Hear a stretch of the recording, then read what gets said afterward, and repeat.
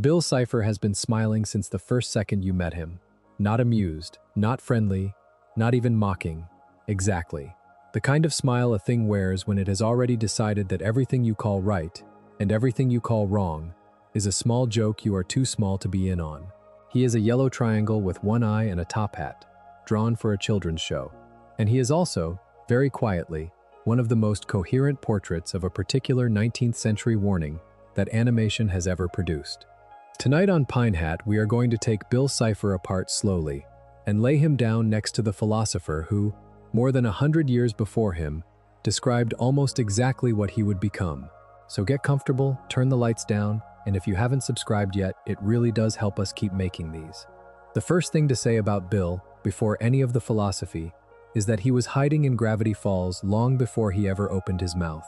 The show was already burying his triangle in the corners of frames in the first few episodes, in stained glass, in cave paintings, in the patterns on a history, on the cover of a book, in a single flicker of a wheel painted on a stone. By the time he actually appears in the dream sequence in the back half of the first season, the audience has, without knowing it, already been trained to recognize him. He is a watermark. The show puts him in your peripheral vision until he steps into the center of the screen, and the trick of it is that when he finally does, you feel a small and uncomfortable sense of recognition, as though some part of you had been keeping track of him on your behalf. That is, on its own, a small storytelling decision.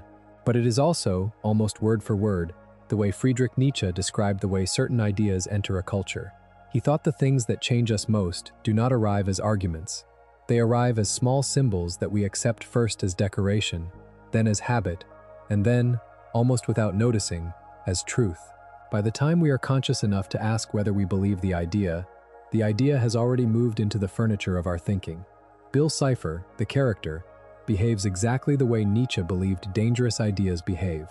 He is in the wallpaper before he is in the room. We should also be honest, at the start, about what we are doing.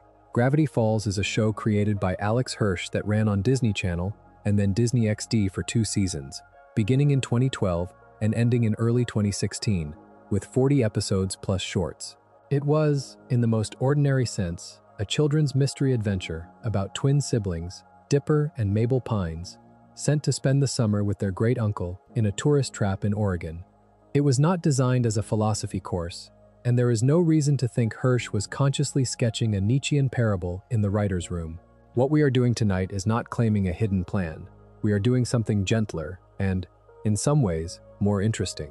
We are looking at a villain who became, almost despite himself, the cleanest popular illustration of a warning a German philosopher gave 130 years ago, and watching what each of them looks like in the light of the other. The philosopher in question is Friedrich Nietzsche, born in 1844 in the Kingdom of Prussia, the son of a Lutheran pastor, a child who lost his father early and grew up in a house full of women and grief. He trained as a classical philologist, a scholar of ancient Greek and Latin, and was appointed to a university chair in his mid-20s, which was almost unheard of. He resigned from that chair in his early 30s because of his health, which had been terrible since boyhood, and spent the next decade as a homeless writer, drifting between cheap rooms in Switzerland and Italy, finishing book after book that almost no one read. In early 1889, on a street in Turin, he collapsed and never wrote another sentence for publication. He lived another 11 years inside a mental darkness no one ever fully diagnosed, and died in 1900. He was, in his lifetime, almost completely ignored. Most of what we now think of as Nietzsche's reputation was built after he could no longer defend or correct it. That last fact matters for a story about Bill Cipher, because Bill is also, in his way, a figure who escapes his author. The character Alex Hirsch wrote on the page is one thing. The character the audience inherited, the one who walked off the show and into tattoos, statues, and an actual scavenger hunt that crossed continents in 2016, is a slightly different thing. Both Nietzsche and Bill, at a certain point, become bigger than the hand that drew them. That is part of what we are tracking here. The most famous single sentence Nietzsche ever wrote, and the one that does almost half of the work in any honest reading of Bill Cipher, sits in the middle of a book called Beyond Good and Evil, published in 1886. It is the aphorism numbered 146, and it warns, roughly, that whoever fights monsters should be careful not to become one himself. and that if you gaze for long enough into the abyss gazes also into you. That is a paraphrase. The wording shifts between translations, but the shape of it is intact. It is one of the most quoted lines in modern philosophy, and one of the most misused, usually flattened into a slogan about not letting hatred consume you. Nietzsche meant something colder and more specific. He meant that certain kinds of looking are not neutral. He meant that there are forms of attention that change the looker, not because of any moral failure, but because of the structure of the thing being looked at. To stare at the abyss is to make yourself the kind of person who stares at abysses. The abyss does not need to do anything malicious. The looking is the deal. That is, almost exactly, the deal Bill Cipher offers Stanford Pines. Stanford Pines, Ford, the older twin brother of Stanley Pines, the man the show will eventually reveal as the original author of the journals at the center of the mystery, is the human heart of this whole story. He arrives in the town of Gravity Falls as a brilliant, restless researcher in the 1970s, drawn there by a sense that the place is anomalous, that the laws of physics and biology are looser there than they should be. He builds himself a small cabin in the woods. He fills notebooks with sketches of creatures and equations. He is, in temperament, the kind of man Nietzsche would have recognized immediately. Ford does not want power, exactly.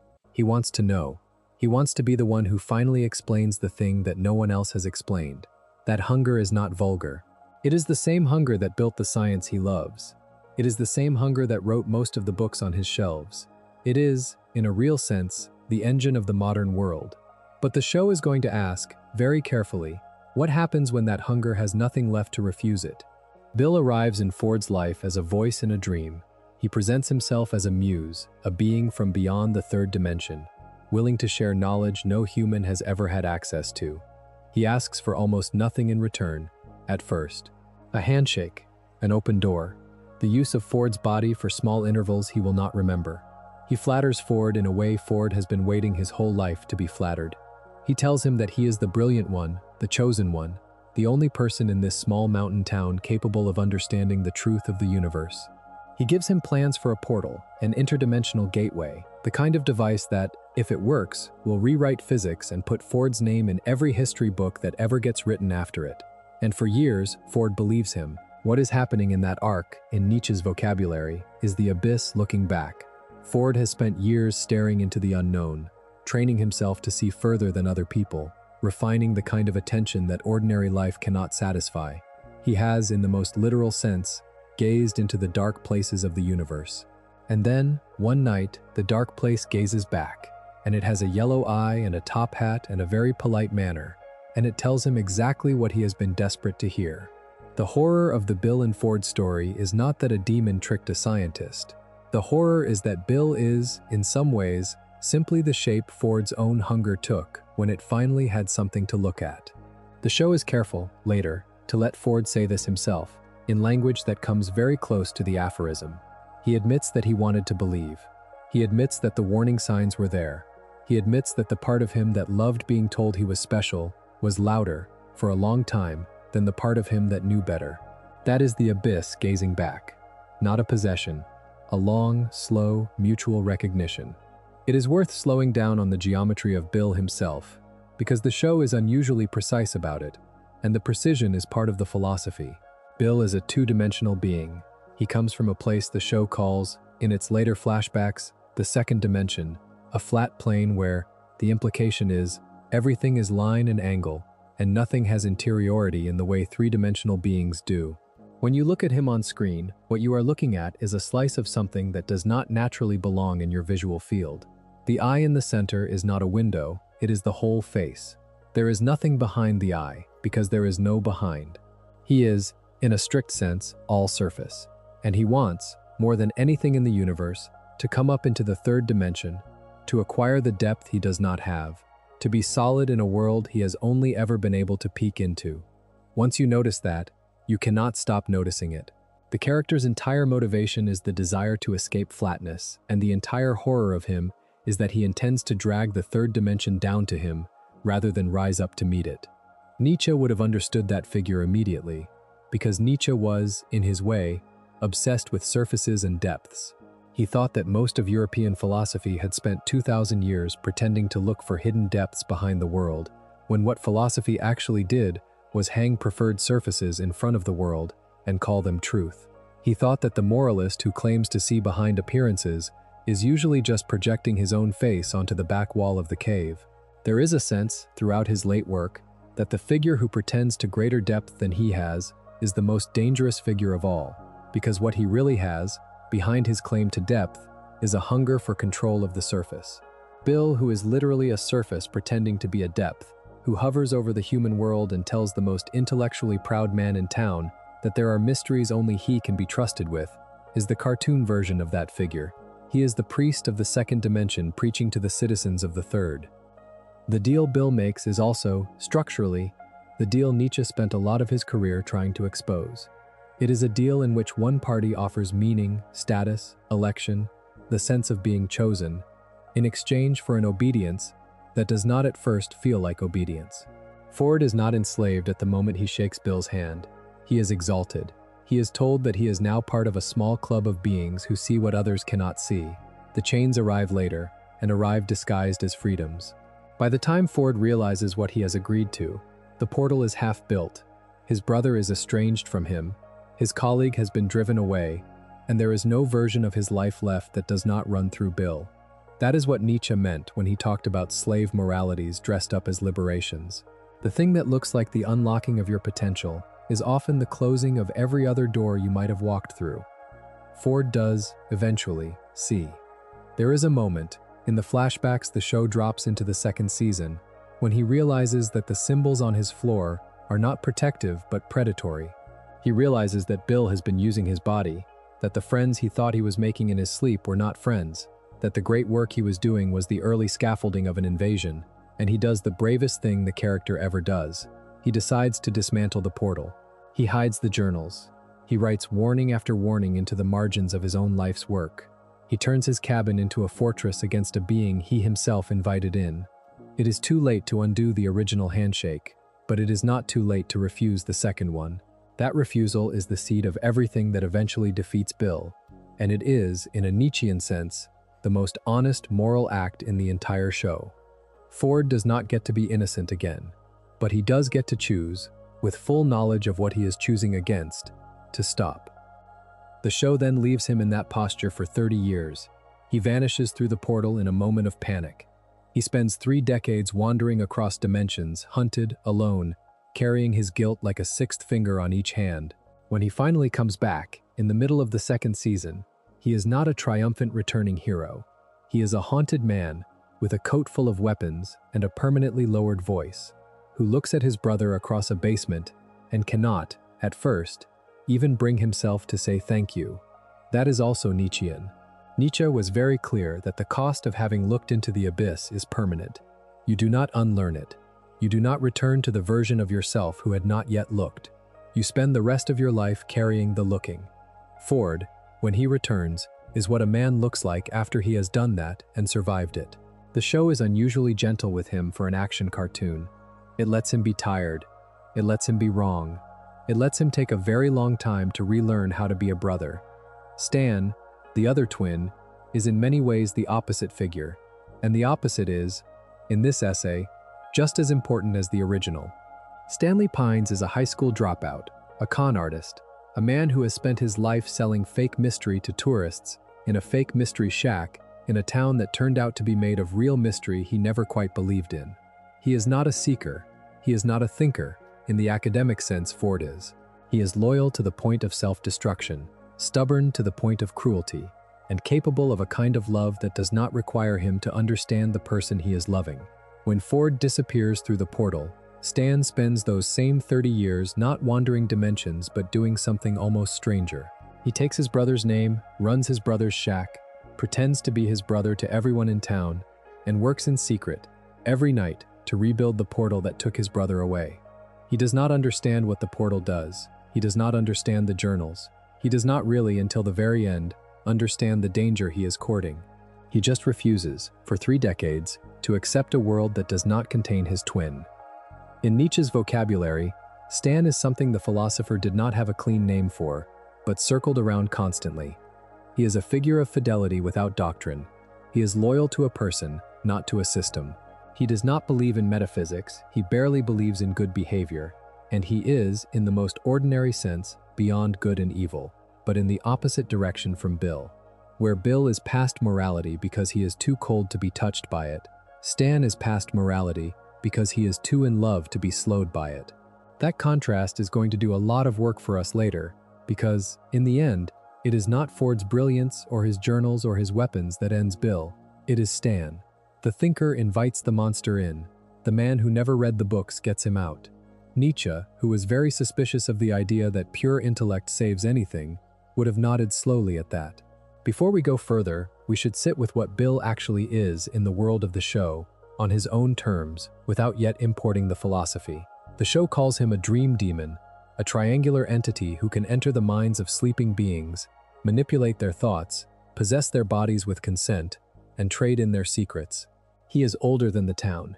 He is older than human civilization. He has been observed and worshipped and feared, the show implies, by various peoples for thousands of years, painted on the walls of caves and woven into prophecies. He has, somewhere deep in his backstory, a story about his own home dimension that the show only ever gives in fragments, but the fragments are devastating. They suggest that Bill destroyed his own dimension, that, before he ever met Ford, he had already, at some unimaginable scale, set fire to the flat universe he came from.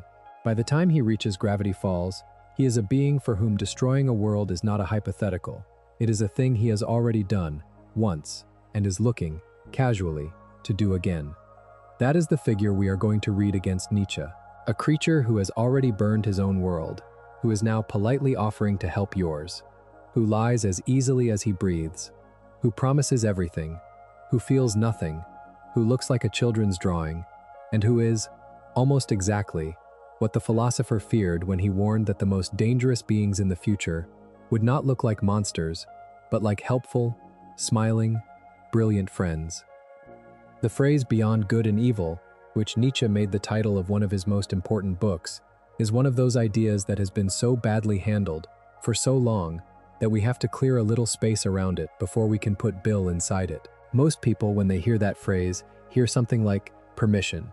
They hear a slogan that says, morality is a cage, that the truly free person ignores it, that the strong owe no debts to the weak. That is not what Nietzsche meant, and the misunderstanding is, by itself, a small example of what he was actually warning about.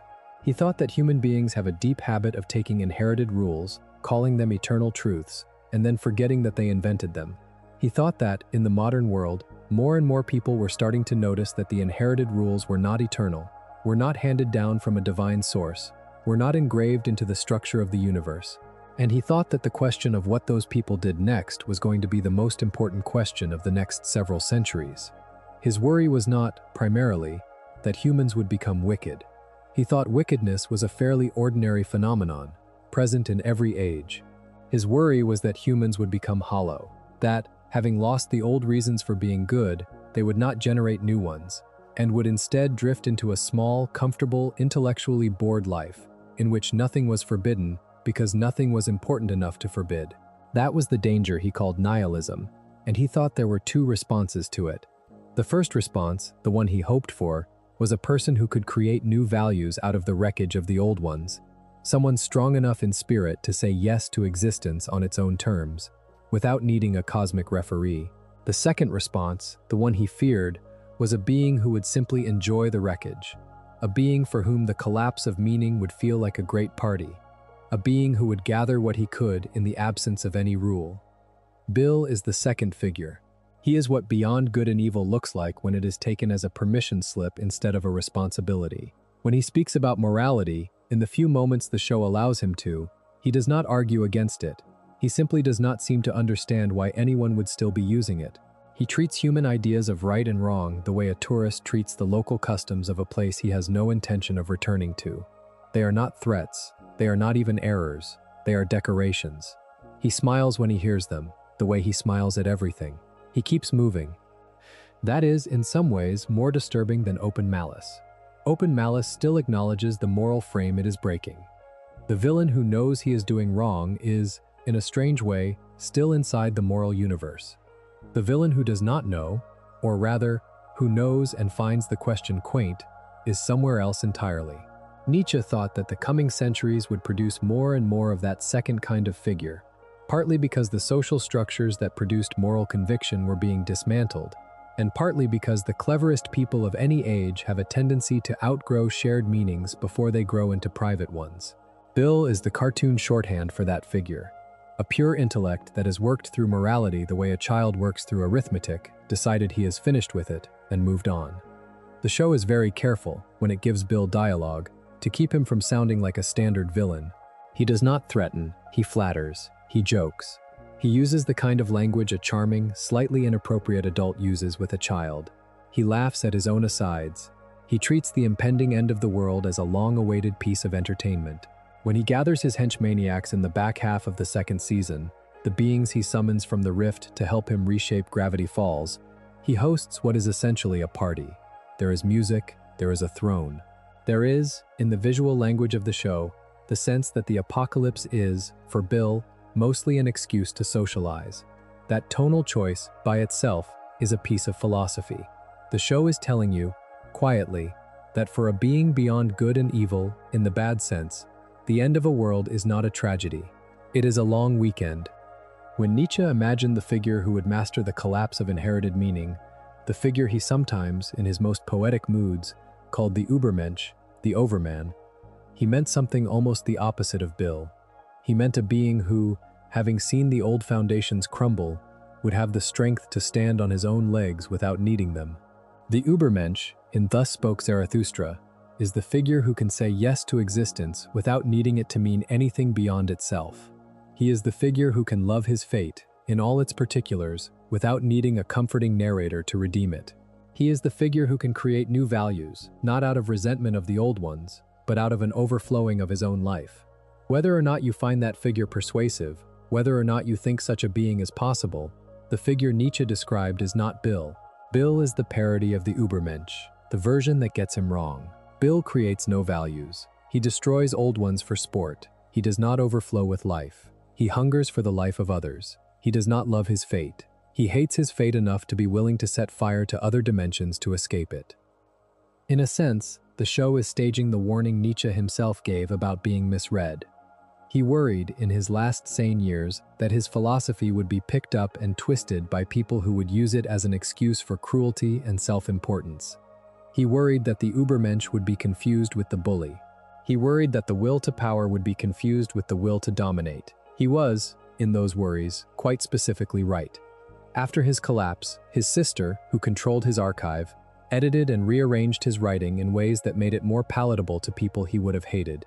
Within a few decades, the worst regimes of the 20th century would claim him as a forerunner, despite the fact that almost everything they did contradicted what he actually wrote. Bill, in the world of the show, plays out that misreading in cartoon form. He is what Nietzsche looks like to someone who only ever read the chapter titles. He is the bad reading made flesh, or, given the second dimension thing, made shape. That distinction, between the warning and the misreading of the warning, is the central theme this whole essay is going to run along. We are not saying that Bill Cipher is Nietzsche's Übermensch. We are saying that Bill Cipher is exactly the figure Nietzsche feared his Übermensch would be confused for. The brilliant, charming, amoral, hungry being who, having outgrown the old moralities, generates nothing in their place except his own appetite. The show makes that figure look like a yellow triangle in a top hat. The philosopher made it look like a question we have not finished answering. The next idea we need to keep building this portrait is one of the most badly understood things Nietzsche ever wrote, which is the idea of the will to power. He did not mean by that phrase, despite what most popular references suggest, a simple lust for political control. He meant something stranger and broader. He meant that every living thing, at the deepest level he could find, was reaching outward, trying to extend its own form into the world, trying to grow into more of what it was. A plant turning toward the sun was, for him, a small expression of will to power. So was a thinker building an argument. So was an artist finishing a painting. So was a friendship deepening over years. The drive he was describing was not necessarily violent. It was the drive of life trying to be more alive. He thought that morality, art, religion, science, all of it, were ultimately different shapes of the same underlying movement, the same outward press of beings trying to become. The problem, he thought, was that this outward press could take healthy or sick forms. A healthy will to power, in his vocabulary, was one that created, that gave, that overflowed, that built up its own life in a way that allowed other lives to build up alongside it. A sick will to power was one that, having lost confidence in its own ability to create, settled for control. It took its satisfaction in the diminishing of others. It dressed up its smallness as principle. It enjoyed the breaking of things it could not have made. Most of the figures Nietzsche disliked in his books were figures of sick will to power. They were people who, unable to grow, had decided to prune. Bill Cipher is, in that vocabulary, an almost perfect case study of the sick form. He has, the show tells us, immense power. He can warp reality. He can rewrite physics inside a defined region. He can bend the laws that govern matter and time. And yet, when you look at what he actually does with that power, when you look at the whole arc of his behavior, from the dream sequences to Weird Mageddon, you notice something. He does not build, he does not make, he does not, in the entire run of the show, produce a single thing that lasts. He breaks, he rearranges, he turns people into furniture and buildings into mouths. He puts his triangle face into the sky and freezes the town. He throws a party. He hosts a court, but there is no Bill Cipher cathedral. There is no Bill Cipher symphony. There is no body of work. There is only the ongoing entertainment of watching other people's work bend out of shape. That hollowness is the thing the show keeps coming back to. The thing Bill cannot do is generate. The thing the human characters, in their small, embarrassed, mortal ways can do, is precisely that. Mabel makes sweaters. Stan rebuilds the shack, again and again, with his hands. Ford fills notebook after notebook. Seuss fixes things.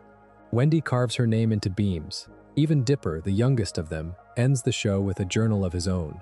Around the edges of the apocalypse, the human characters are constantly, quietly producing. Bill, who could produce anything, produces nothing. The contrast is gentle but absolute. The show is, without ever saying so, drawing the picture Nietzsche tried to draw with words. The healthy will to power is in the people. The sick will to power is in the triangle. The next thing we need is the line Nietzsche is most famous for, the line that often gets repeated as if it were a slogan, the line about God being dead. He wrote it in several places, most importantly in a passage in The Gay Science, published in 1882, in a section often called the Parable of the Madman. In that passage, a man with a lantern runs into a marketplace in the bright morning, shouting that he is looking for God. The people in the marketplace laugh at him, because most of them are already secular and do not see why this is a question. The madman tells them, in language that has never quite left the culture, that they themselves have killed God, that they have all done it, that this is the greatest deed in human history, and that they do not yet understand what they have done. He says that they will need to invent new festivals, new ceremonies, new ways of being, because the act they have just committed is far too large for the small lives they were planning to keep living. And then he goes silent and observes, almost sadly, that he has come too early, that this deed is still on its way to them, even though they have already done it, that the news of what they have done is still traveling, and they will only really know what they have lost in some later century. It is one of the strangest and most prophetic pieces of writing in modern philosophy, and the show, in its own way, stages it. The town of Gravity Falls is, in some senses, a place where the old explanations have failed. The forest is full of creatures the natural sciences cannot describe. The basement of the shack is full of machines no university would believe in. The pages of the journals are full of warnings about things that no church would name. The structures that ordinary people use to make sense of the world, religion, science, family, history, do not quite reach to the edges of what is happening in this town. And into that gap, into that small slice of the world, where the explanations have thinned, Bill walks. Not a god, exactly. Not a devil in the old sense. Something newer, something that is only possible because the old categories have lost their grip. A being that fits the shape of the missing god, the way water fits the shape of a missing stone. That is one of the most subtle things the show does. It does not present Bill as a Satan figure, in the traditional sense, even though it borrows the imagery of the deal, the all-seeing eye, the trade for the soul. Bill is not a fallen anything. He is not in rebellion against any higher order. He simply exists and acts in a universe that has no higher order to rebel against. He is what shows up in the gap where the gods used to be. He is post-theological in a way the traditional devil is not. He has no opposite number. There is no white triangle waiting in heaven to balance him out. Whatever balance the town is going to find, it is going to have to find for itself, with no help from any sky. That is the world Nietzsche thought we were all about to start living in, and Gravity Falls, almost 130 years later, is one of the cleaner visualizations of it. A small town with a missing god, a family of con artists and dreamers running a tourist trap on top of an ancient wound, a pair of brothers, one brilliant, one stubborn, fumbling through their middle age in the rubble of decisions they made when they were too young. A triangle in the wallpaper, the old explanations failing, new ones not yet built. Into that absence, every horror that the absence can support comes walking, smiling, on cartoon legs. What Nietzsche thought we owed the world, in that situation, was an act of building. He thought the death of the old god was not, in itself, a tragedy. It was a fact. The tragedy would be in what we did with the freedom, or did not do. He wanted us to take the absence as an invitation to make something new, something honest, something that did not require us to lie to ourselves about where the rules came from. He wanted, in essence, an adulthood.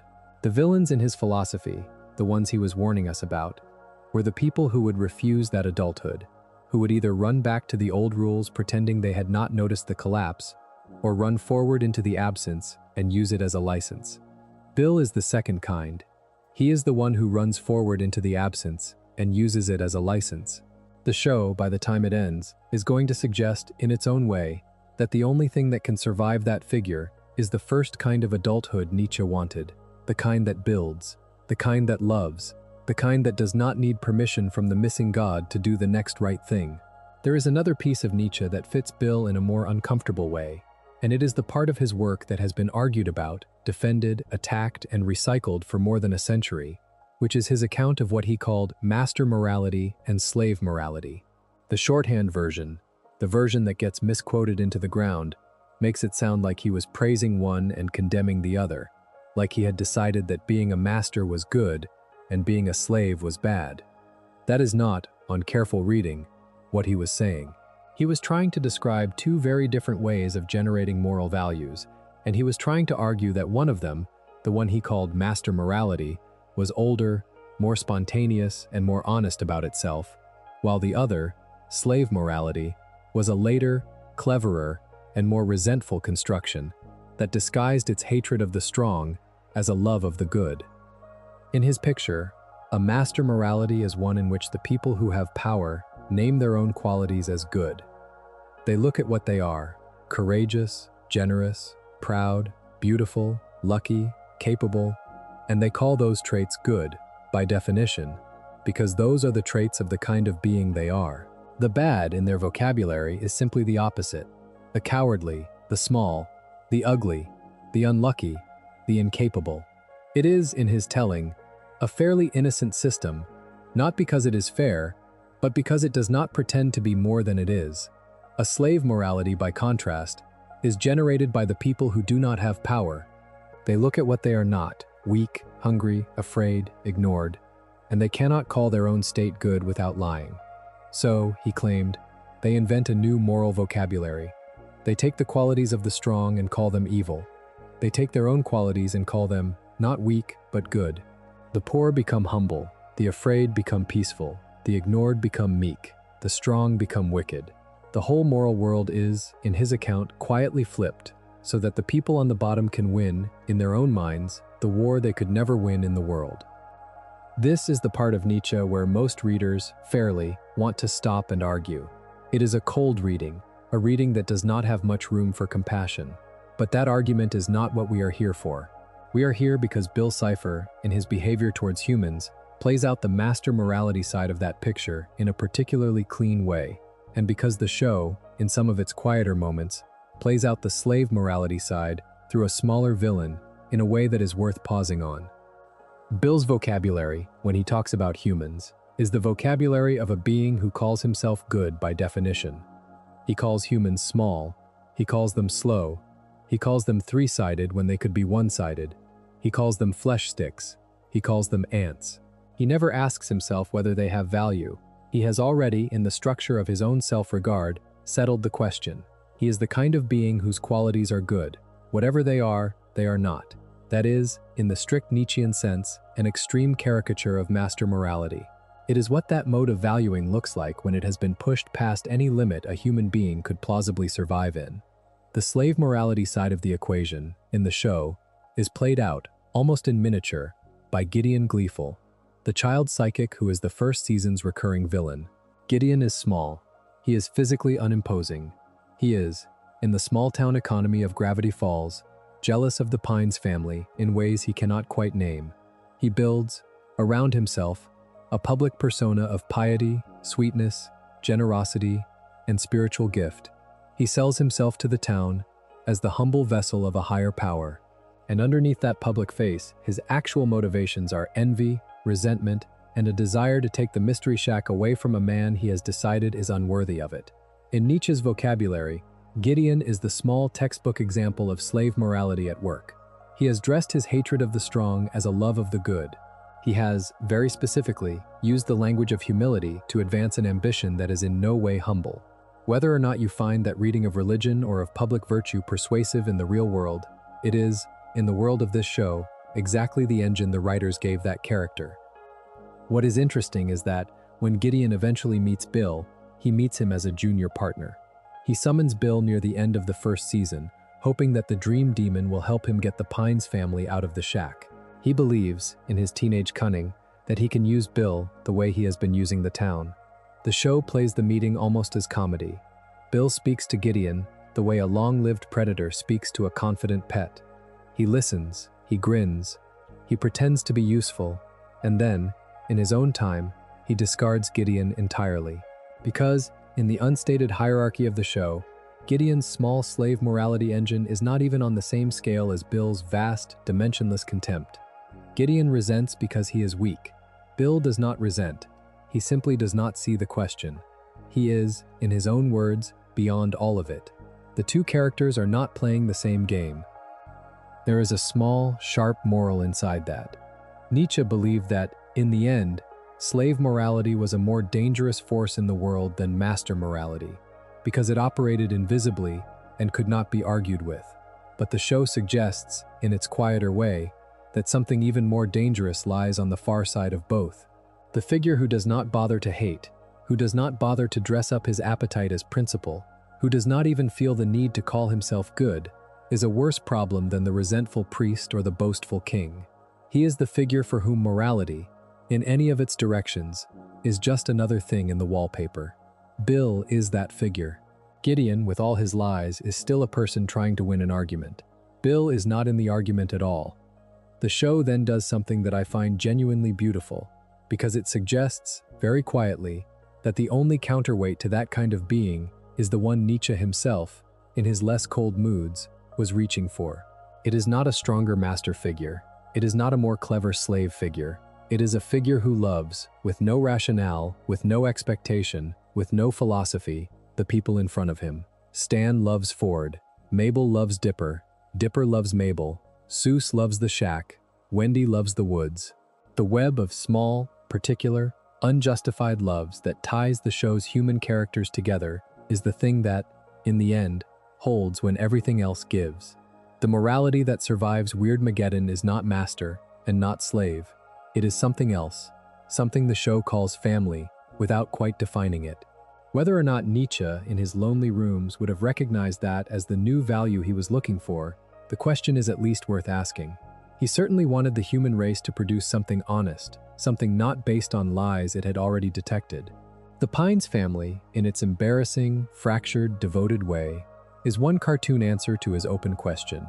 The figure of the Übermensch, the overman, is the figure most often dragged into discussions of Nietzsche and pop culture, and almost always in a way that would have horrified him.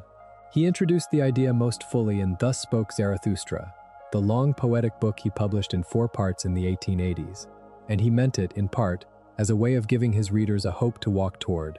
He thought that humanity, as he found it in his own century, was a transitional creature, a kind of rope stretched between the animal and something higher, and he thought that the animal was, in some ways, easier to slip back into than the something higher was to walk toward.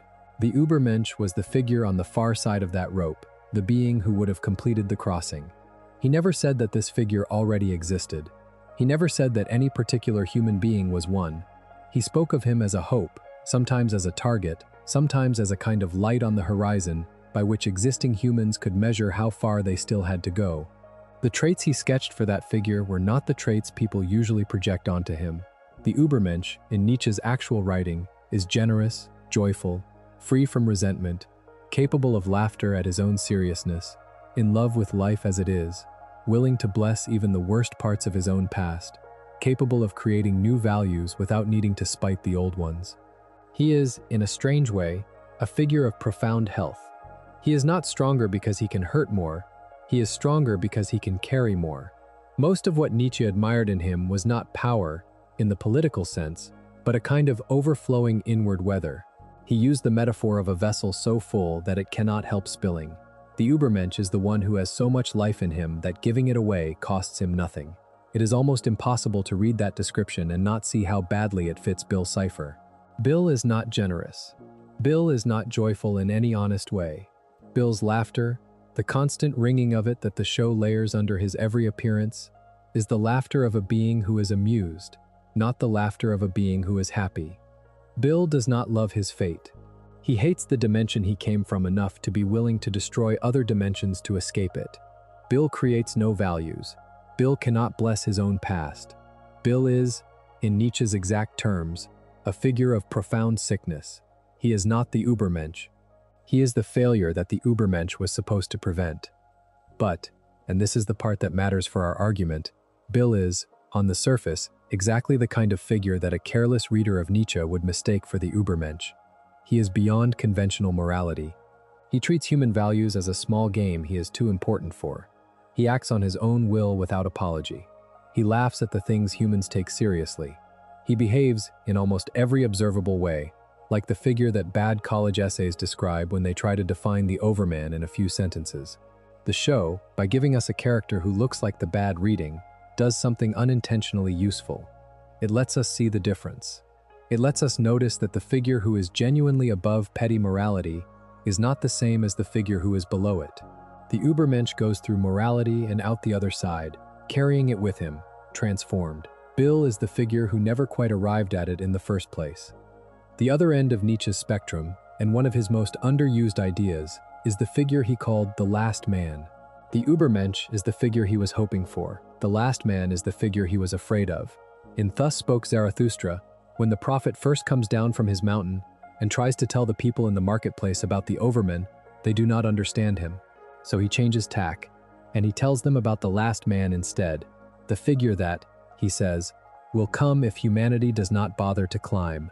The last man is comfortable. The last man is bored.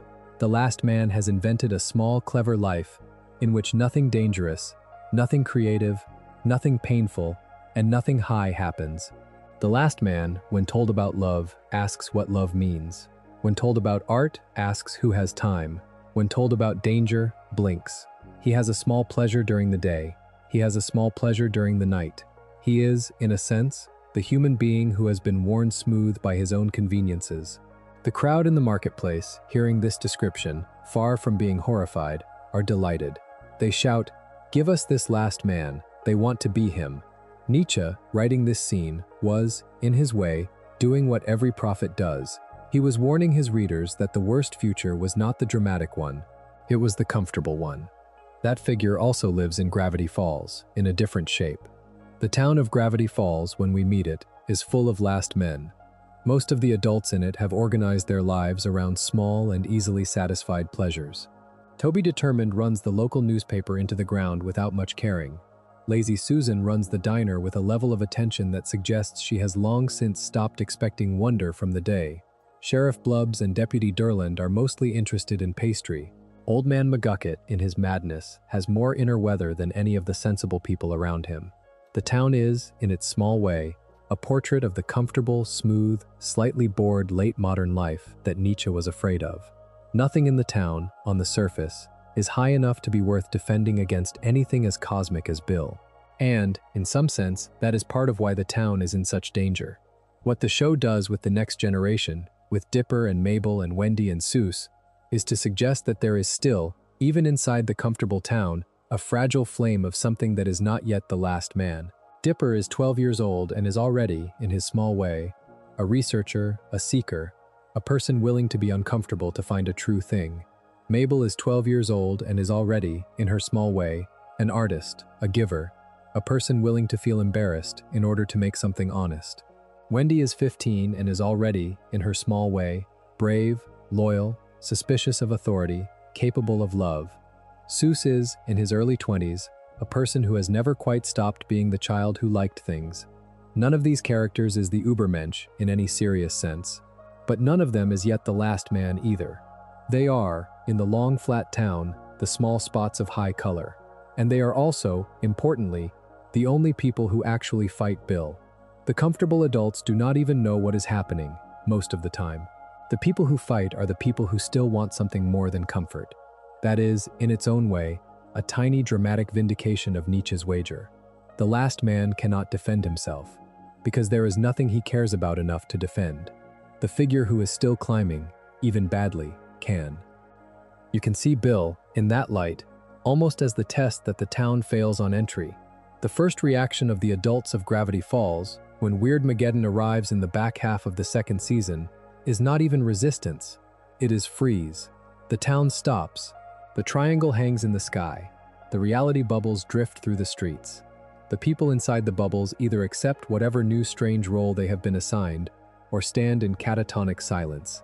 There is no organized rebellion. There is no civic response. The structures of comfortable late modernity, which is what the town has been, simply do not have any vocabulary for the event happening to them.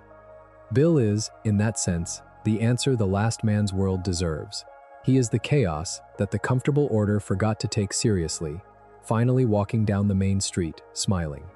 There is another Nietzschean idea that is much harder to talk about, partly because Nietzsche himself never quite finished thinking through it, and partly because most people who quote it mean something different from what he meant.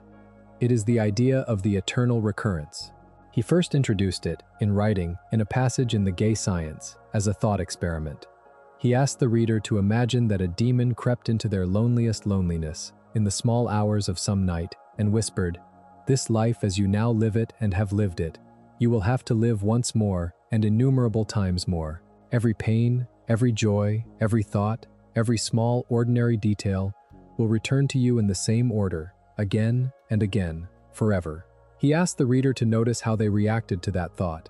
Did they curse the demon and grind their teeth at the thought of repetition? Did they collapse under the weight of it?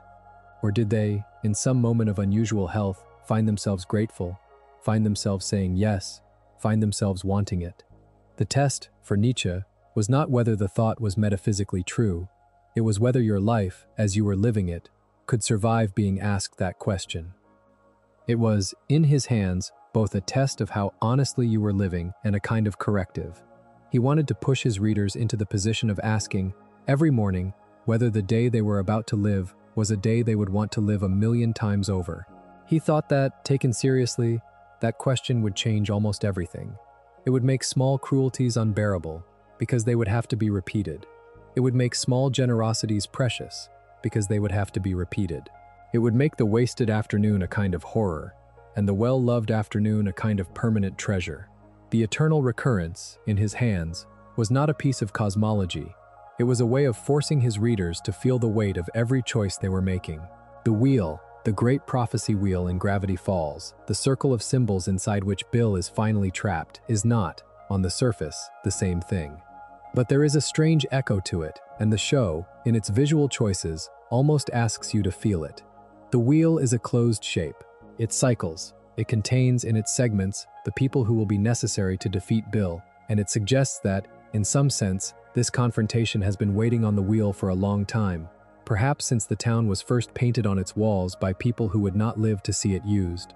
The whole story of Gravity Falls, in the show's mythology, is one that keeps coming back, generation after generation. Bill makes his deals in different centuries, with different humans. The town keeps being almost overrun, and almost saved. The wheel, painted into rocks and woven into prophecies, is the visual sign that this is not the first time, and, the show implies in some of its more quietly disturbing moments, not necessarily the last. Bill, of course, is a creature for whom recurrence is a perpetual entertainment. Time, in his vocabulary, is one of the small jokes he tells. He treats centuries the way ordinary people treat afternoons. He treats his own waiting for the right human to come along the way a fisherman treats waiting for a fish. He is, in the most literal sense, the figure Nietzsche imagined when he wrote about a being who could hold the eternal recurrence without flinching. But, and this is the bitter point, he can hold it without flinching only because he is empty of the kind of weight that would make recurrence terrible. He has nothing he loves so much that having to lose it again would be a wound. He has nothing he regrets so deeply that having to do it again would be a torment. He has passed the test in the wrong way. He has already failed to feel the question at all. The human characters who feel everything fail the test in a different and more interesting way. Stan, in particular, if you set the question to him, would buckle. He has spent 30 years rebuilding the same portal, in the same basement, towards the same brother, and he has spent every one of those years lonely. He has cheated and lied and hidden and broken in ways that, if he had to do them all again, would be unbearable. But, and the show is unusually generous to him here, he has also, in those years, accidentally raised a family. He has, without meaning to, become a great uncle to 2 children who love him with no qualifications. He has, against his nature, given a home to a man-child handyman who needed one. He has, against the weight of his isolation, kept a roof on a building full of people who were not his by blood.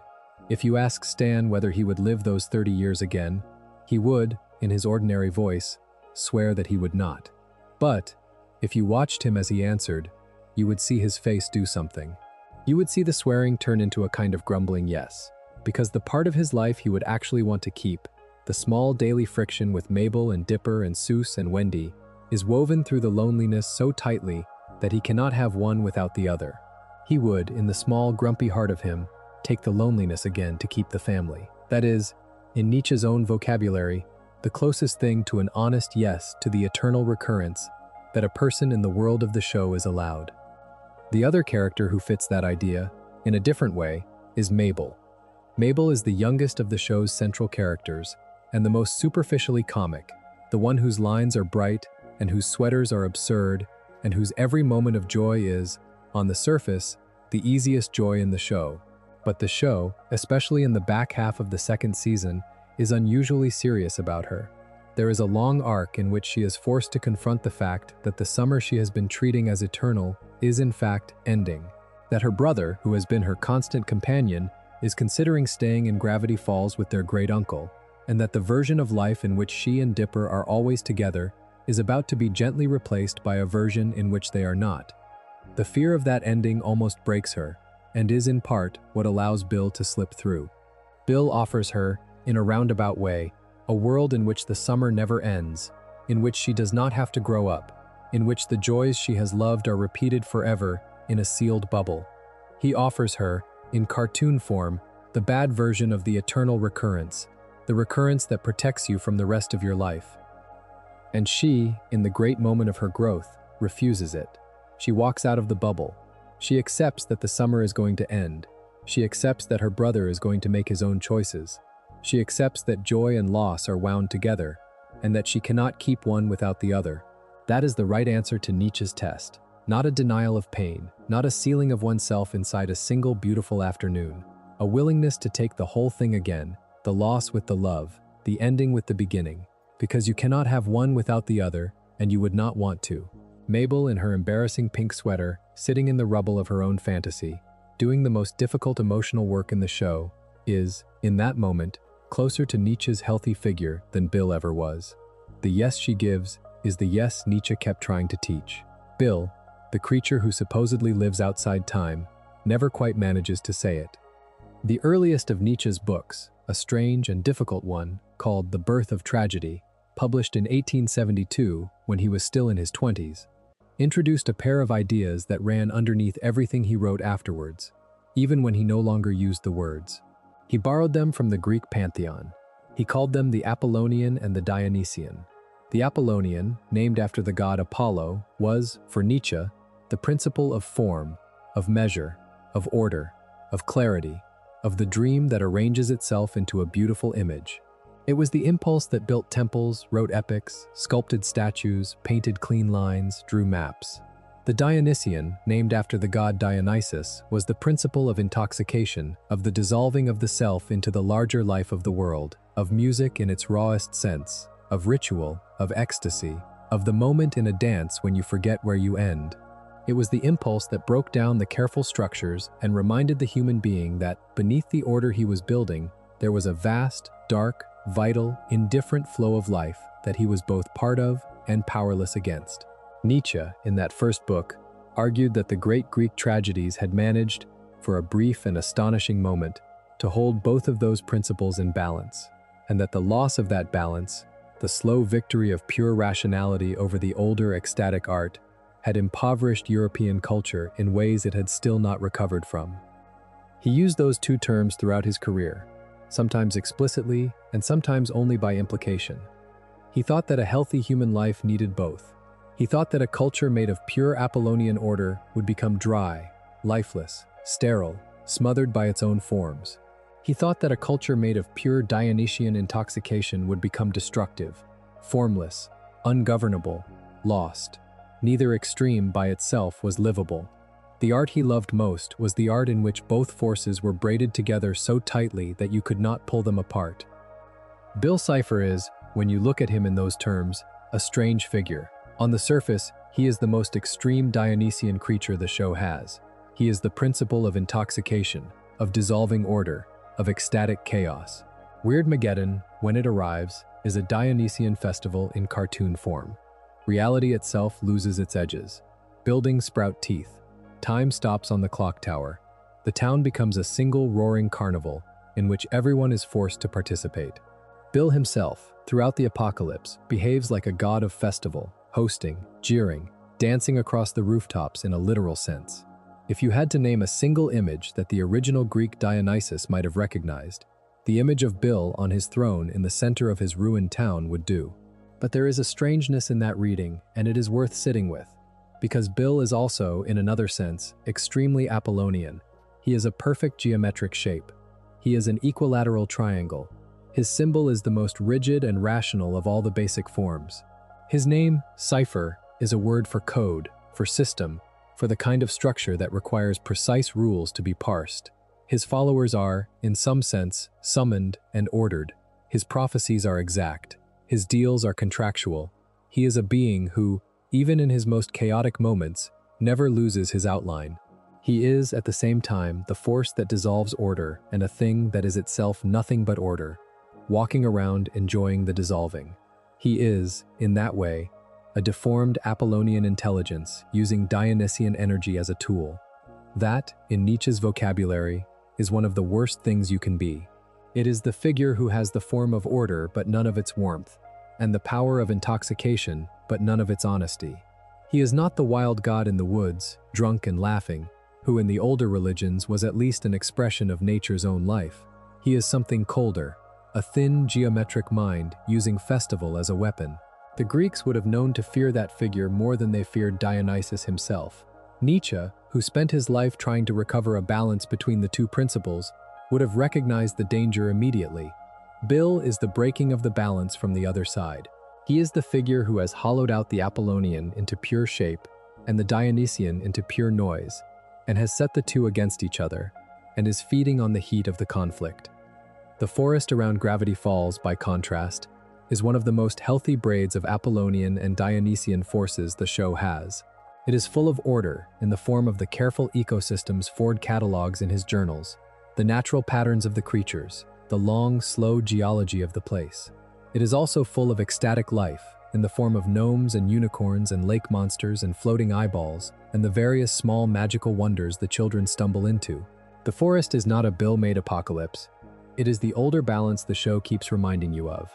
The first season, in its episode of the week rhythm, is, almost without trying, an inventory of small Dionysian wonders embedded inside the larger Apollonian order of the place.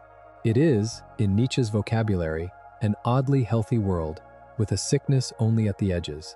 Bill's project, when he finally arrives in full, is to flip the ratio, to make the center sick and the edges momentarily safe. Weirdmageddon, on a Nietzschean reading, is the Apollonian and the Dionysian severed from each other and shoved together as weapons. The recovery of the town, at the end, is the slow, embarrassed, family-driven rebraiding of the two. It is also worth noting, in this corner of the essay, that Bill's love of chaos is not, in the show's own logic, infinite. He does not want a world of pure, formless noise. He wants a world he sits at the center of. He wants the throne. He wants the henchman. He wants the geometry of triumph. He is, in his own deformed way, an architect. He is decorating his apocalypse. He is choosing the music. He is composing the new sky. That is the most Nietzschean thing about him, in a dark sense. He is a being who has lost the inner balance Nietzsche wanted humans to find, and has decided that the way to soothe that loss is to redecorate the outside world until it matches the cold geometry of his own deformed inner life. Nietzsche thought that one of the chief temptations for the modern human being was exactly that. The temptation to fix the world before fixing the soul. The temptation to make the streets match the angles of your own deformed thinking. Bill is the cartoon endpoint of that temptation. The will to power gone bad, gone outward, gone into the building of an unlivable carnival in the sky.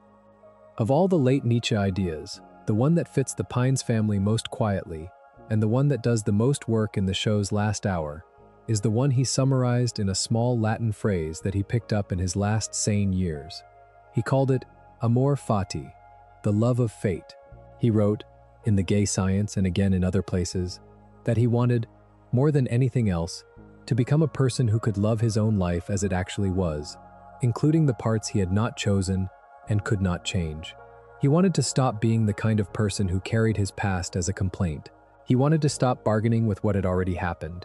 He wanted to look at every event of his life, even the cruel ones, and find a way to say, yes, this.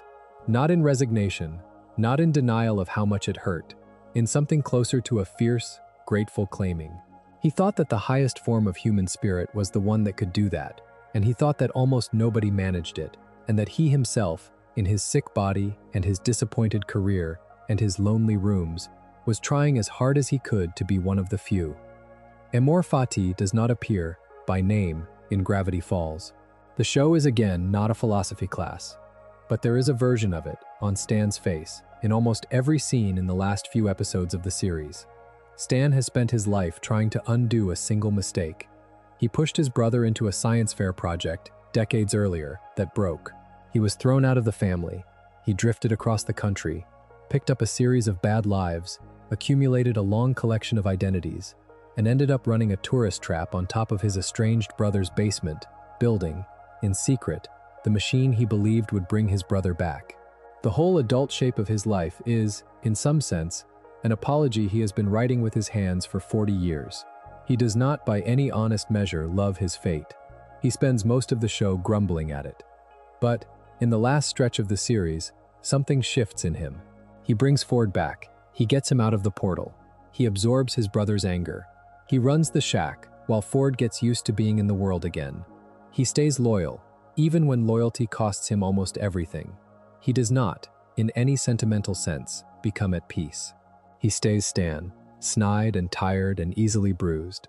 But there is, in the quietness of his decisions, a sense that he has stopped fighting the shape of his life. He has accepted that he is the brother who made the mistake and then spent the rest of his life trying to fix it. He has accepted that he is the great uncle to two kids who needed a grandfather and got him. He has accepted that he is the man whose name is on the door of a tourist trap full of lies that pays for the safety of people he loves. He has, in his small way, stopped wishing he were somebody else. That is, in Nietzsche's vocabulary, amor fati on the dirty edge. It is the love of fate that does not pretend the fate is beautiful. It is the love that says, yes, this messy life, this is the one I will defend. The defense becomes literal in the end.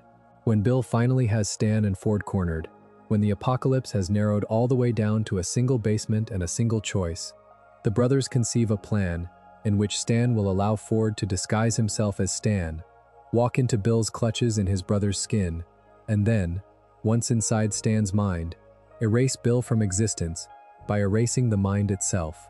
The trick depends on the fact that Bill cannot easily distinguish between the brothers from the outside. The cost is that Stan, the real Stan, the one who actually walks into the trap, will lose everything in his head. Every memory of his brother, every memory of his great niece and nephew, every joke, every face, the shack, the lies, the reasons, the 40 years of building. All of it. He goes in knowing that. He walks into Bill carrying his own life, and he hands it over. That is Amor Fati at its purest, in any literature, animated or otherwise. To love your fate is one thing. To love it enough that you can lay it down when laying it down is what your love asks of you. That is harder. Stan does it. The man who spent his life trying to get his brother back gives up the only mind in which that getting back actually happened. He keeps the brother. He keeps the children. He keeps the town. He does not keep himself. The show, with extraordinary restraint, plays the scene almost without speeches. Stan goes in. Bill realizes, too late, what is happening. Ford and the others wipe the demon out from inside Stan's head. The threat is over. The town is saved, and Stan, when he comes back to himself, is a stranger to his own family. He does not know who Ford is. He does not know Dipper. He does not know Mabel. He is, in the most literal sense, a man without a fate. The fate has been spent in the saving. The show, to its credit, does not let that be the final word. Mabel, in her stubborn, ridiculous, scrapbook-making way, walks him through his own life. She shows him photographs. She shows him the things he made. She shows him the people who love him. And, slowly, in the most fragile and human and unjustifiable way, he comes back to himself. Not because the writers waved a wand, because the family did the slow work of giving him back his fate, piece by piece, the way you would give a small child a story about their own life until they recognize themselves in it. That ending, taken seriously, is a small Nietzschean miracle in cartoon form. It says that fate, even when it has been erased, can be rebuilt by love. That, in a world that has lost its old certainties, the only ground anyone gets to stand on is the one they make for each other. That, even after the abyss has gazed back and the worst thing has happened, there is a way, if you have people, to come home. Bill is the figure that Test was set against. Bill is what cannot love his fate. Bill is what is willing to set the universe on fire rather than live another second in the dimension he was born into. Bill is what would, given Stan's choice, simply have walked out of the basement and let the others die. The whole arc of the last episode is the show staging the difference between the two ways of being. The Nietzschean monster, the one who can never say yes, and the Nietzschean saint, in a baseball cap and a stained undershirt, who can say yes even to the loss of his own memory. The triangle, in the end, is no match for the old man. There is a quieter Nietzschean thread we should pull on for a while, because it runs through almost every interesting villain in modern fiction, and it runs through Bill in a particularly clean way. Nietzsche, in Beyond Good and Evil, wrote that every profound spirit needs a mask.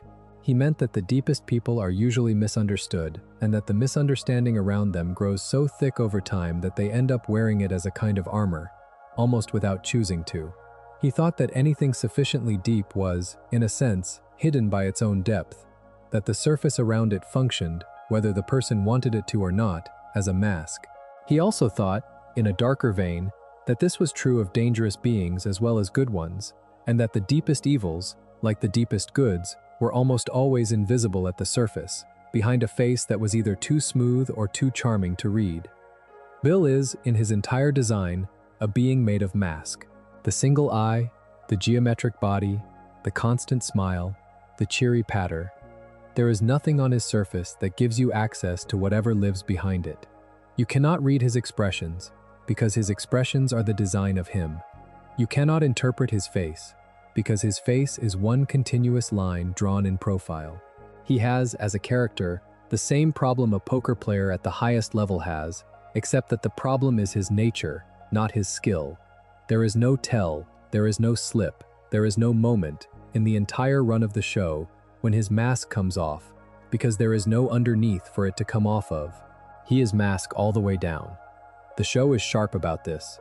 It plays, in several episodes, with the idea that what we are seeing, when we look at Bill, is only the slice of him that the third dimension can hold. There are moments, especially in the second season, when his form glitches, when his triangle ripples, when, for the smallest fraction of a second, we get the sense that there is something behind the cartoon that the cartoon is hiding. But the show never quite lets us see it. Whatever Bill is, in his full-dimensional reality, is a thing we are not equipped to look at. The mask is the only thing we are allowed. That choice does several pieces of work. It keeps him strange, it keeps him terrifying, it keeps him, despite his constant comedy, fundamentally unknowable. And, in a Nietzschean key, It makes him a perfect cartoon illustration of what the philosopher feared most about the figures the modern world would produce. He thought that the future would be full of beings who had mastered the appearance of warmth and humor and depth without possessing any of it. He thought that the public personalities of the coming century would be more and more smooth, charming, easy to like, and impossible to know. He worried about a culture in which the mask had become the whole face, in which the people who climbed highest were the people most thoroughly hidden behind their own performances. Bill is the cartoon endpoint of that worry. He is a being whose entire selfhood is performance, and who is, in the most literal sense, a smile painted on the front of an emptiness. The show is also clever about how that mask interacts with the show's other masked characters. Stan, of course, is a famously masked figure. He has spent 30 years wearing his brother's name. He runs a tourist trap full of fake exhibits, fake artifacts, fake history. He sells, every day, lies that the town buys for a few dollars. He is, in the ordinary sense, a fraud. But the difference between Stan's mask and Bill's mask is that Stan's mask is held in place by love. The reason he is wearing his brother's name is that he wants his brother back. The reason he is selling lies is that he needs the money to keep the people he loves fed. The mask is, in a sense, a defense around the soft thing he is trying to protect. Bill's mask is not protecting anything. There is no soft thing underneath. The mask is the whole. Nietzsche, if you asked him, would have understood the difference immediately, and would have insisted that the difference is the moral one. The mask that hides a soul is a different kind of object from the mask that hides another mask. Ford, in his own way, is also masked. He spent 30 years across dimensions, pretending to be other people in other places, surviving by deception, hiding his real identity from beings that would have killed him for it. When he comes back, he keeps the habits. He is careful with his information. He is slow to trust. He never quite says what he is feeling. The show is gentle about this. It does not pathologize Ford. It lets him wear the armor. But it also, in its small, careful way, shows him taking the armor off, in pieces, around his brother and his great-nephew. The last image of Ford, in the final episodes, is of a man whose face is more open than it has been in years. The mask has loosened. The soul has come back into the eyes.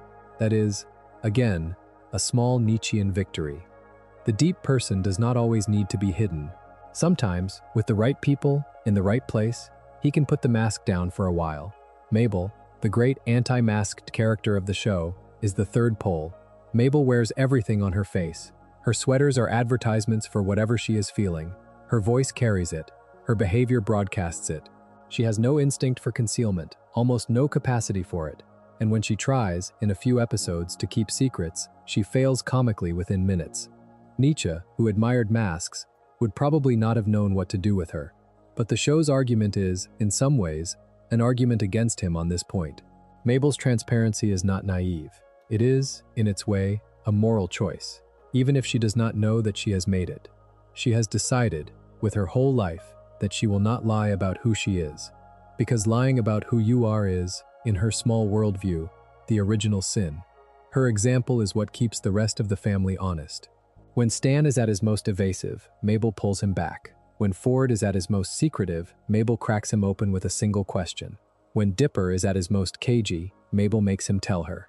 Her insistence on transparency is the engine that keeps the family from becoming a family of masks. And, in the end, it is what makes them, collectively, the thing Bill cannot solve. A family of openness, around a man whose love is hidden inside fraud, around a man whose love is hidden inside paranoia, with a child at the center whose love is hidden inside nothing at all. There is, in Nietzsche's later writing, a small line about how every great love is, in some sense, a willingness to be seen. He meant in part that the people who love you most are the people who have the clearest view of what you are, including the parts you would rather hide. Bill is the figure who cannot be loved because there is nothing to see. The Pines family is the constellation of figures who are loved because they have allowed themselves to be seen, even when they would rather not have been. That, in the small, dramatic geometry of the show, is also the geometry of the philosophy. The mask that hides nothing cannot be unmasked. The mask that hides something can. And the something, when it is finally seen, is what saves everyone. The name Bill Cipher is, of course, not an accident, and the cryptographic layer of the show is one of the things that makes Gravity Falls so unusual to talk about. because the show is, in its quiet way, a piece of philosophy about interpretation itself. Almost every episode ends with a small cipher in the credits, a string of letters that, decoded with one of several methods, opens onto a small additional fact, a joke, a hint, an extra line of story. The show used, across its run, a small rotating cabinet of classical ciphers, the Caesar shift, the simple letter-to-number substitution, the Atbash flip, the Vigenère key, occasional binary, the symbols of Bill's own zodiac. Some of the codes were trivial, some of them were elaborate, requiring fans to combine pieces of information from across episodes to solve.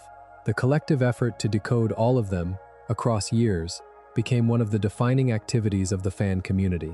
The show, in that small way, taught a generation of viewers a tiny amount of cryptography, almost by accident. Nietzsche, whose entire late career was an argument about reading, would have found that pattern fascinating. He thought that the deepest philosophical question of the modern age was not what is true, but how we read, and that almost every disaster of religion and politics could be traced back to a moment of bad interpretation that hardened into doctrine. He thought that the world itself was, in a sense, a text that we were forever reading, and that the ciphers we used to read it were not given to us from above but invented by us, refined by us, and, when they stopped working, abandoned by us. He believed that any honest thinker had to make peace with the fact that there were no facts, only interpretations, and that the question was not how to escape interpretation, but how to interpret with more honesty, more depth, more nerve. That position has been mocked and misused for 150 years, but its core, taken seriously, is one of the cleaner descriptions of what intellectual responsibility looks like in a world without final authorities. You read more. You read against yourself. You let the text resist you. You do not pretend you have found the bottom. Gravity Falls, on a Nietzschean reading, stages that whole question in cartoon form. The show is full of texts that have to be read. There are the journals, with their margins crammed with warnings. There are the cave paintings on the wall. There are the credit ciphers. There are the runes around Ford's portal. There are the symbols on the prophecy wheel. There are the small drawings in Dipper's own notebook. The world of the show is one in which meaning is everywhere, but always coded, always slightly hidden, always asking to be decoded by someone willing to do the work. Dipper, the boy who carries the journal, is the show's main reader. Most of his arc is about learning how to interpret, when to trust the text, when to add to it, when to set it down. He is, in a small 12-year-old way, a Nietzschean reader in training. Bill, by contrast, is the figure who pretends that interpretation is a joke. He sneers, in his small asides, at the entire idea that the world contains meanings worth chasing. He treats the journals as souvenirs. He treats the prophecies as decoration. He treats the human characters' careful efforts to read their world as the cute habits of small children. He is, in his vocabulary, the great anti-reader. And, in the structure of the show, this is part of his weakness. The people who defeat him are the people who took the text seriously. The prophecy wheel is real. The cipher is real. The journals are right. Bill, in his contempt for the readers, has not bothered to learn what they have been learning. And, in the end, the readers know enough to win. That contrast is one of the cleaner expressions of a particular Nietzschean idea, even if the show would not have phrased it this way. Nietzsche thought that the worst thinkers were the ones who treated interpretation as either trivial or finished. The trivializer treats every reading as a game, and is shocked when the game has consequences. The finisher treats his own reading as the final one, and is shocked when the text turns out to have more in it than he had noticed. Bill is the cartoon trivializer. He is the figure for whom the entire world is a small joke, the entire text a small puzzle, the entire history of human meaning making a small comedy. The Pines family, in their fumbling, slow, often wrong way, are the readers who keep doing the work. They take the next page seriously. They add to the margins. They pass the journal forward. And, in the show's last image, when Dipper hands his own new notebook to his younger viewers as if it were a baton, the gesture is unmistakable. The book is not closed. The reading continues. The Cipher Hunt, the real-world scavenger hunt Alex Hirsch launched in 2016, after the show had ended, is a strange afterlife of that whole idea. Hirsch buried a statue of Bill, the cartoon villain made into a physical object, somewhere in the real world, and used the show's fan community to launch a coordinated effort to find it. The first clue went out on his social media. The community solved it within hours.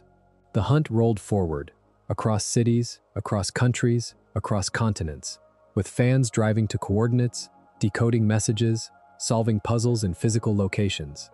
The statue itself, when it was finally found, was in a forest near Reedsport, in Oregon. Fans dug it up. They photographed it. They left small offerings beside it. In subsequent years, the location was visited so often by so many people that the statue itself was eventually relocated, and the original site, with its small dirt scar, became one of the most photographed pieces of cartoon-related land in modern fandom. That whole event, in a Nietzschean reading, is its own argument. The fans were, in effect, reading the show into the real world. They were taking the show's logic, that meaning is hidden, that the willing reader can find it, that the world rewards careful interpretation, and they were testing it against actual geography. They found that, if they treated the puzzle with the same seriousness the show had taught them to treat texts, the puzzle yielded a real object in a real place. The statue, in the dirt, became a kind of proof. The world will, if you read carefully enough, hand back something real. Bill, the cartoon embodiment of contempt for readers, became, in the real world, the prize that careful readers found. There is a small irony in that, of the kind the show would have liked. It is also worth noting that the statue itself was, in design, the Bill statue from the show's series finale, the one that stands in the woods at the very end of the last episode, after the apocalypse has ended and the town has returned to normal. In the finale, the camera lingers on it as the music plays. It is, in the show's mythology, the petrified body of the demon, frozen in stone, his arm extended in a final handshake offer, his single eye permanently closed. The image is one of the show's last visual choices, and it is a strange one. It says that the demon, even after his defeat, is not entirely gone. He is still in the woods. He is still offering a deal. He is still waiting for the next reader to be unwise enough to shake his hand. That, in itself, is a very Nietzschean ending. The dangerous figure is never quite finished. The warning is permanent. The forest, in the dark, still holds the shape of the thing that almost took everything, and the only thing keeping it from happening again is the willingness of the next generation to remember the story and refuse the handshake.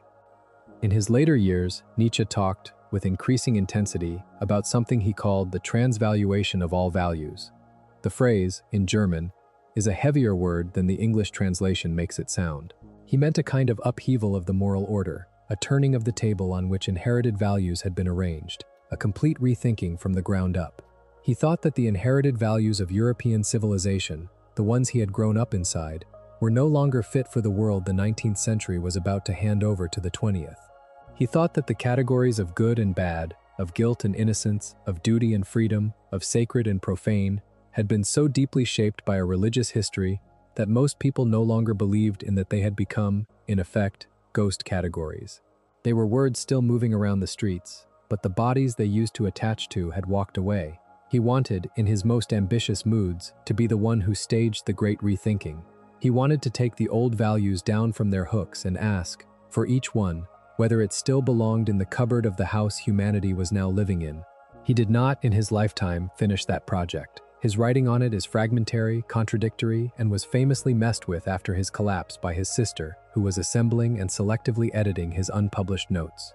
The book that eventually appeared under the title The Will to Power was not a book he wrote, in the ordinary sense. It was a collage of notebook entries arranged by other hands, and it has been the source of more confusion about Nietzsche than almost any other text. But the underlying ambition, the idea that the values we live by need to be put on trial, every one of them, in the light of what we have actually learned about ourselves and our world, is one of the most powerful things he ever pushed on his readers. He was, in the most serious sense, asking us to grow up. Weirdmageddon in cartoon form is, almost exactly, a transvaluation of all values staged as a cartoon apocalypse.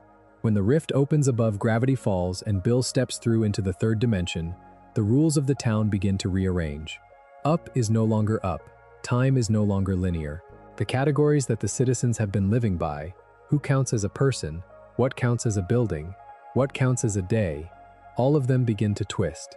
The henchmaniacs, the demons Bill summons from beyond, are each, in their design, the embodiment of some single principle The town used to take for granted, now turned grotesque. There is a being made of teeth, a being made of arms, a being made of pyramids of eyes. They are, in their cartoon way, what happens when the simple categories of a life are taken out of context and amplified into nightmare. Bill's project, during the apocalypse, is to remake the town according to his own values, which is to say, no values at all, only appetites. He turns Gravity Falls into a kind of personal playground, with his throne in the center, his iconography painted everywhere, the citizens turned into living furniture, the cooperation of the place broken into a competition for the right to amuse him. He is, in cartoon form, the transvaluation as nightmare. He is what the rethinking of all values looks like when the person doing the rethinking has no respect for the people the values were holding up.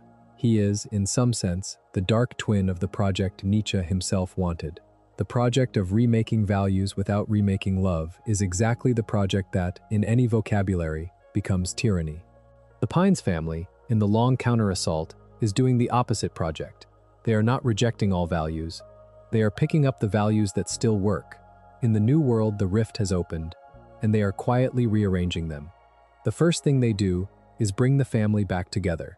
The second thing they do is gather the people the prophecy wheel suggested would be necessary. The third thing they do is, in the basement of the shack, decide what they are willing to spend to win. The values they end up acting on, in the final episodes, are not the inherited values of any particular religion or any particular nation. They are values the family has, in their own messy way, worked out together over the course of the summer. Loyalty, honesty under pressure, the willingness to give up a comfort for a person, the refusal to let the youngest member of the family be alone in her worst moment. None of those are new, in the largest sense. All of them are, in the smaller sense, freshly chosen. The family is not transvaluing anything as ambitiously as Bill is, but they are, very quietly, deciding which of the old hooks to keep and which to retire. That, on a generous Nietzschean reading, is what the philosopher actually wanted. Not a great theorist with a big book, but a community of small, honest people in a small, specific place, deciding what is still worth keeping. There is also a strange echo in the visual design of the weird Mageddon sky, the famous image of the rift glowing above the town, that is worth pausing on. The rift is a circular hole in reality, with the colors of a sunset bleeding into the dark of another dimension, and Bill, the perfect triangle, rises in front of it. The composition is, almost by accident, an icon. It looks like a religious painting. The shape of the triangle has, for centuries, in Christian art, been used to symbolize the divine, particularly the Trinity. The all-seeing eye, in particular, is a symbol associated, over various traditions, with the watchful gaze of a god. Bill, by adopting that visual vocabulary, is, in a sense, parodying it. He is taking the symbols of the missing god, the ones the post-religious world has been keeping around as decoration, and he is climbing back into them, like a costume. The figure in the sky looks divine but is not divine. The eye that watches the town is the wrong eye. The Trinity has been replaced by a thing that, instead of three persons in one substance, is one mind in one shape, looking down. That is, on a Nietzschean reading, the exact warning. He thought that, once the old gods had been retired, the empty god-shaped places they had occupied in the human imagination would be filled by something. He thought that the question was whether that something would be a healthier set of values generated by stronger humans, or whether it would be smaller, meaner, more dangerous figures who simply slid into the old throne. Bill, rising in front of the rift, is the second outcome made visual. He has put himself into the god shape, and the citizens of the town, with their old religious instincts only partially rewritten, are at risk of mistaking him for a god. The fact that some of them, briefly, do, is part of the show's quiet horror. People who do not know how to inhabit a world without a god are people who will accept the wrong god the moment one walks in. The Pines family's project, in pulling Bill down, is not to put another god in the sky. It is to leave the sky empty and to make a small life worth living underneath it. That is, again, what Nietzsche kept trying to teach. The empty sky is not a problem to be solved. It is a freedom to be earned. It is worth taking a slow walk now through the genealogy of Bill, in both the in-show and the real-world sense, because part of what makes him such a clean Nietzschean figure is the layered history of the symbol itself. Inside the world of Gravity Falls, Bill is not new. The show, in its second season, gives us flashes of his history that suggest he has been intervening in human affairs for centuries, if not longer. There are cave paintings of him in the rock walls beneath the town. There is a society, secret and complicated, that has been tracking his appearances across human civilizations. There are references to his presence at the founding of the United States, hinted at through the symbol of the eye in the pyramid on the dollar bill, which the show makes a small playful gesture toward, suggesting, in its tongue-in-cheek way, that even the founding iconography of the modern world might have triangles in its corners. Whether or not the show is serious about any of these claims, the implication is clear. Bill is a long story. He has been here a long time. The Summer in Gravity Falls is one chapter in a much older book. That is, in its small way, a piece of philosophy. Nietzsche, in On the Genealogy of Morals, published in 1887, made the case that the values we treat as eternal almost always have a history we have forgotten.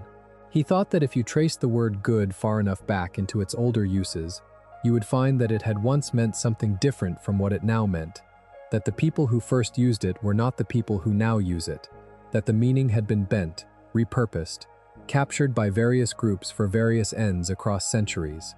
He thought, in particular, that the morality his own contemporaries called Christian had a long, complicated, sometimes ugly genealogy, and that ignoring the genealogy made the morality less honest, not more sacred.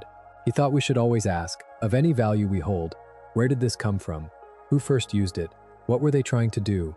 Why did it survive? He thought genealogy was, in some sense, the most honest form of philosophy.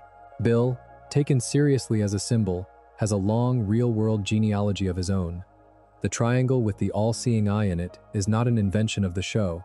It is, in different forms, a symbol that has been used in Western iconography for centuries, sometimes representing the eye of providence, sometimes the watchful gaze of the divine, sometimes the symbolic vocabulary of Enlightenment-era Freemasonry.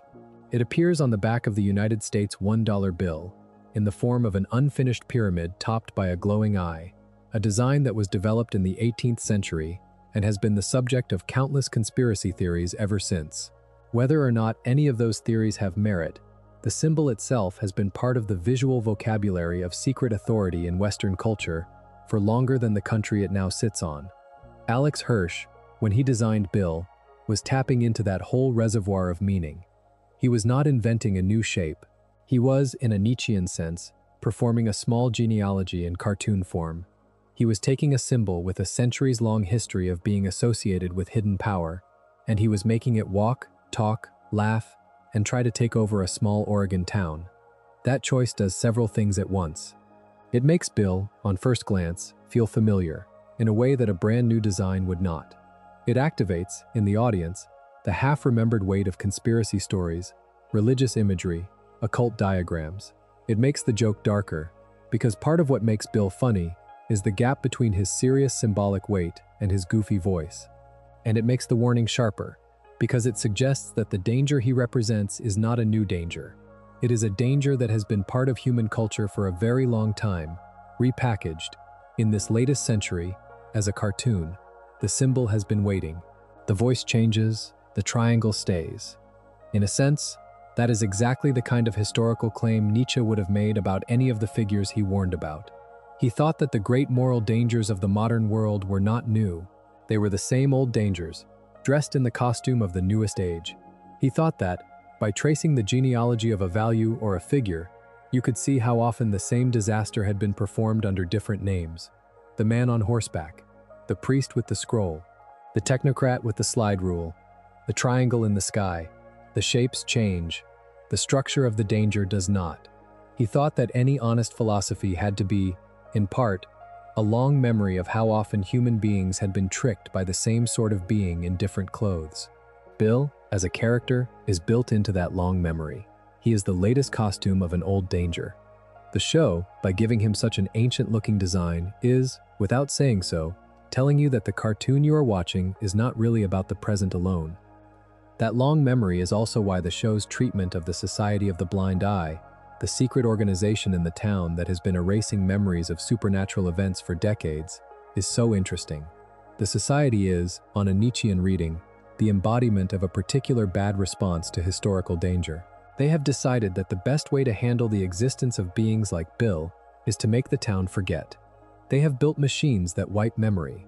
They run, in secret, a long campaign of forgetting that, in its own way, has kept the town comfortable. Their motto, more or less, is, "What they do not remember cannot hurt them." The show, when it finally reveals the society, treats it as a small antagonist, not an evil one, exactly, but a misguided one. The members are not monsters.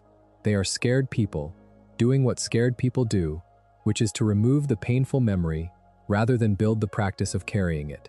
Dipper and Mabel, in the episode that introduces the society, dismantle their machine and restore the town's memory. That choice is, on a serious reading, a small philosophical thesis. The right response to historical danger is not amnesia. It is memory, even when memory hurts. The town that forgets Bill is the town that will accept his next handshake.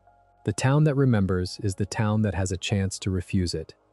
That is one of the things the show, in its last hour, is most clear about. It does not let the town forget Weirdmageddon, even after the rift has been closed and the apocalypse has been ended. The shack is rebuilt, but with a new wing. The journals are not burned. The wheel is not erased. The events of the summer, in some quiet way, become part of the long story that the town will, from now on, have to remember. Dipper writes them down. Mabel scrapbooks them. Stan keeps the photographs. Ford writes the new journal. The whole web of small documentary practices is, in some sense, the town's promise to itself not to let what happened slide back into the dark. That, on a Nietzschean reading, is the only honest response to having met something like Bill. You do not pretend it was a dream. You do not let the next generation arrive innocent. You keep the story alive, in the boring, daily, embarrassing form of writing it down. You become, as a community, the long memory the philosopher was always asking us to be. We should circle back to the madman from the gay science, the figure with the lantern who runs into the marketplace shouting that God is dead, because the structure of that little parable is, in an oblique way, present in Gravity Falls, and reading the two side by side opens something that neither does alone. In Nietzsche's parable, the madman is not, in the obvious sense, mad. He is the figure who has correctly diagnosed something his neighbors have not yet noticed. The neighbors in the marketplace are themselves already secular, in their habits, but they have not done the philosophical work of realizing what that secularization means. They have lost belief in God without having lost the cultural muscle memory that was built on belief in God. They are, in some sense, sleepwalking through the consequences of a death they themselves participated in. The madman comes in, lantern in hand, in the bright morning, and tries to wake them up. He fails. He goes too far, too quickly. He sees the situation more clearly than the people he is trying to warn, and the gap between what he sees and what they can hear is, in itself, what makes him look mad. Old Man McGucket, the local kook in Gravity Falls, the man who has been laughed at for years for raving in the streets about machines and spirits and underground horrors, is, on a Nietzschean reading, the show's small madman figure. He is, in the first season, almost entirely played as a comic side character, a wild old man on the porch, a banjo in his hands, a string of nonsense words coming out of his mouth. The town treats him as a permanent embarrassment, an old hillbilly to be tolerated and humored. But the show, slowly, gives us his backstory, and the backstory is one of the more devastating things in the series. McGucket was, in the 1970s, a brilliant engineer, a friend and collaborator of Ford's, a man who helped build the portal in the basement of the shack. He saw, before anyone else did, what was happening with Bill. He tried to warn Ford. Ford did not listen.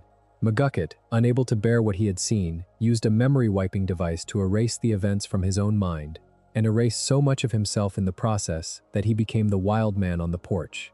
His madness, in the show's mythology, is not a random fact about him. It is the cost he paid for being the first person to see clearly. That, on a Nietzschean reading, is the madman of the marketplace, retold. The figure who saw the truth first paid the highest price for seeing it. The town laughed at him not because his vision was false, but because they could not bear to hear it. The truth, when it is too early, does not look like truth. It looks like madness. McGucket spends years, in the show's timeline, as a joke, while the actual horror he was trying to warn about creeps closer to the center of the town. By the time the rest of the characters catch up to what he saw, his sanity has been so eaten by the carrying of the vision that he can only contribute to the resistance in pieces. The show, with great kindness, lets him recover some of his clarity in the final episodes, even rebuild some of his old genius. But the cost of having been the early seer is permanent. He does not get the years back. Nietzsche, more than anyone, understood that cost.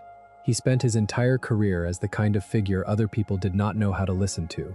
He published books that almost no one bought. He sent letters to colleagues that went unanswered.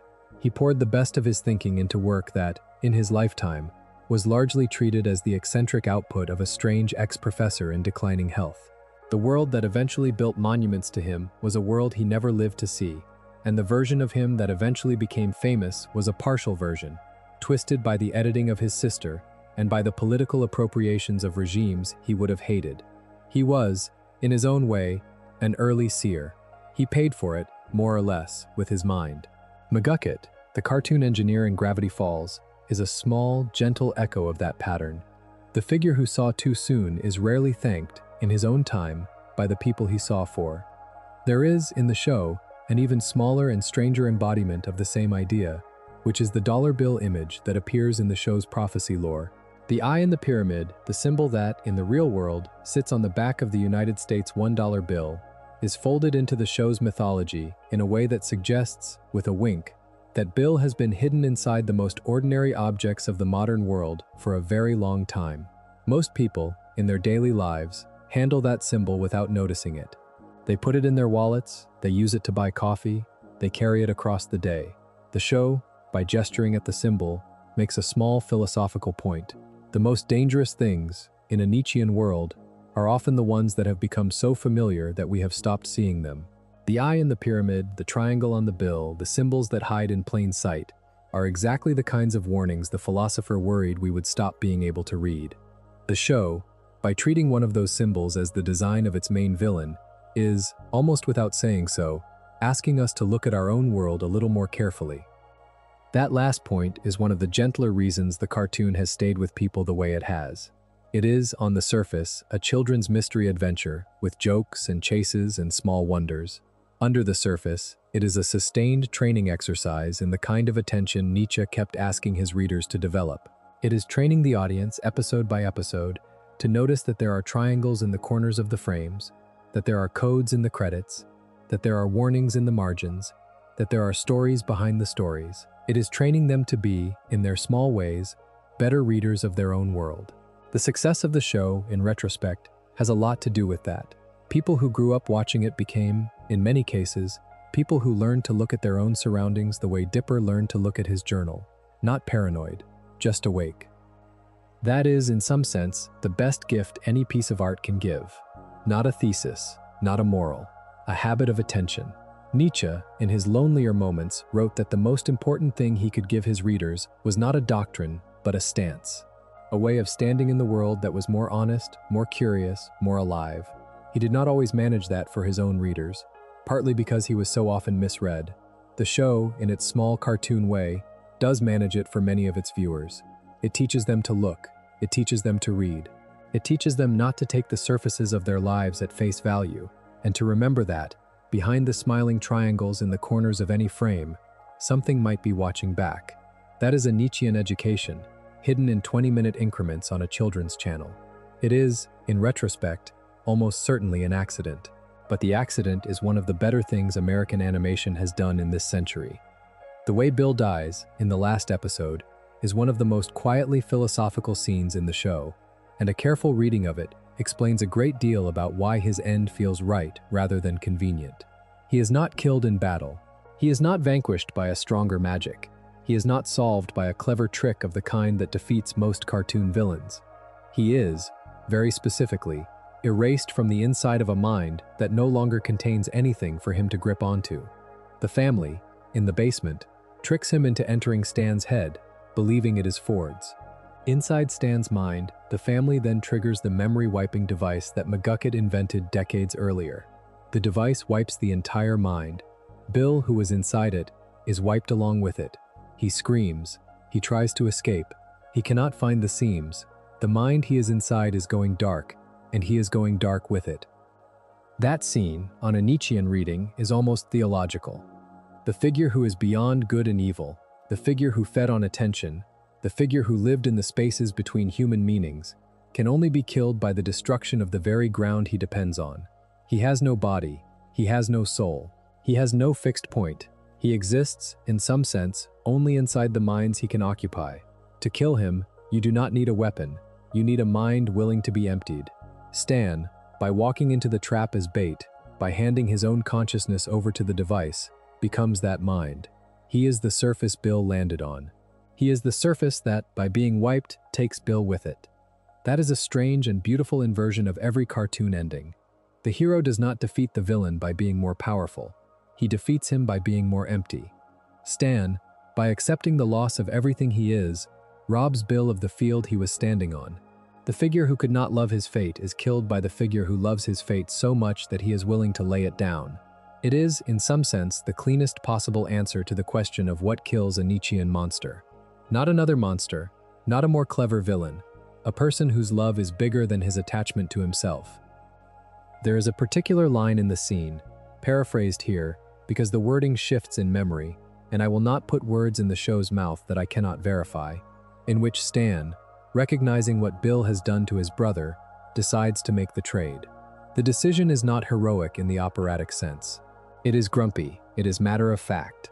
It is the gesture of a man who has spent his whole life solving problems by putting himself in the way of them, and is doing it one more time, with one bigger problem, for the people he loves. The show, by underplaying the moment, makes it feel like the natural endpoint of the character. Stan has been preparing for this scene, in some sense, since the first episode. The con artist who built his life around protecting his family ends his story by literally giving his self for them. The cartoon, in its small mercy, lets him eventually have most of himself back. The philosophy, if we are reading carefully, is reminding us that he was willing not to. Bill's last moments are also, in their small way, philosophically rich. The show, when he realizes he is going to be erased, allows him a few seconds of pure animal panic, the kind of fear he has spent the whole series mocking other characters for. He scrabbles, he pleads, he tries to bargain, he briefly drops the smile. For the first and only time in his arc, he sounds like the thing he has been pretending he is not, a being who is afraid of dying, like every other living thing he has ever sneered at. The mask, the great geometric mask, cracks. The eye widens. The triangle, for one frame, looks small, and then he is gone. That sequence, taken seriously, is a small ethical lesson by itself. The being who lived above the human condition turns out, in his last seconds, to be capable of the most basic human emotion. The contempt was a costume. The fear was real.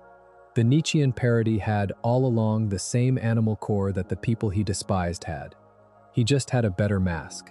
The show, with extraordinary economy, lets you see that, and then it does not linger. The screen cuts. The mind is empty. The town is safe. There is an interesting argument in the philosophy of evil about whether figures like Bill can be said to have died at all. The Nietzschean reading would suggest that he is not, in the ordinary sense, a being. He is a pattern. He is a kind of choice that human beings keep making, a kind of energy that keeps showing up in any sufficiently complicated society. The specific cartoon body that performed that pattern has been erased. The pattern itself has not. Anywhere two beings meet and one of them offers the other knowledge in exchange for a hidden form of obedience. Anywhere a brilliant person is told that he is too special to be bound by ordinary rules. Anywhere a community of comfortable people decides that the strange figure in the corner of their lives is just decoration and not a warning. The structure that Bill performed is being reperformed. He cannot, in that sense, be killed. He can only, here and there, be refused. That, I think, is part of why the show's ending is so quietly satisfying despite its brevity. The triangle in the woods, frozen in stone, is not actually the end of the threat. The threat is in the pattern, and the pattern is in the species, and the species is going to keep producing situations in which the pattern shows up. What the show gives us is not a final defeat. It is a model of what a refusal looks like. The Pines family, in their small, messy town, did one act of refusal, with everything they had, and saved one summer for one set of people.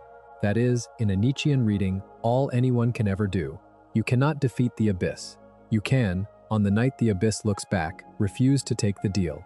You can, with a great deal of effort and luck, save your family, your friends, your town, your decade. The book stays open. The forest stays haunted. The handshake is always available. The job of being human in such a world is never finished. That last point is where the show, almost on tiptoe, agrees with the philosopher most completely. Nietzsche, when he was being honest, never promised his readers a final solution. He never said that the abyss could be sealed, that the old gods could be rebuilt, that the dangers he had identified could be permanently removed from the world. He thought that the only honest thing a thinker could offer was a sharper vocabulary for the ongoing fight, and the example of a life that had tried to fight it well. The show, in its small cartoon way, offers something similar.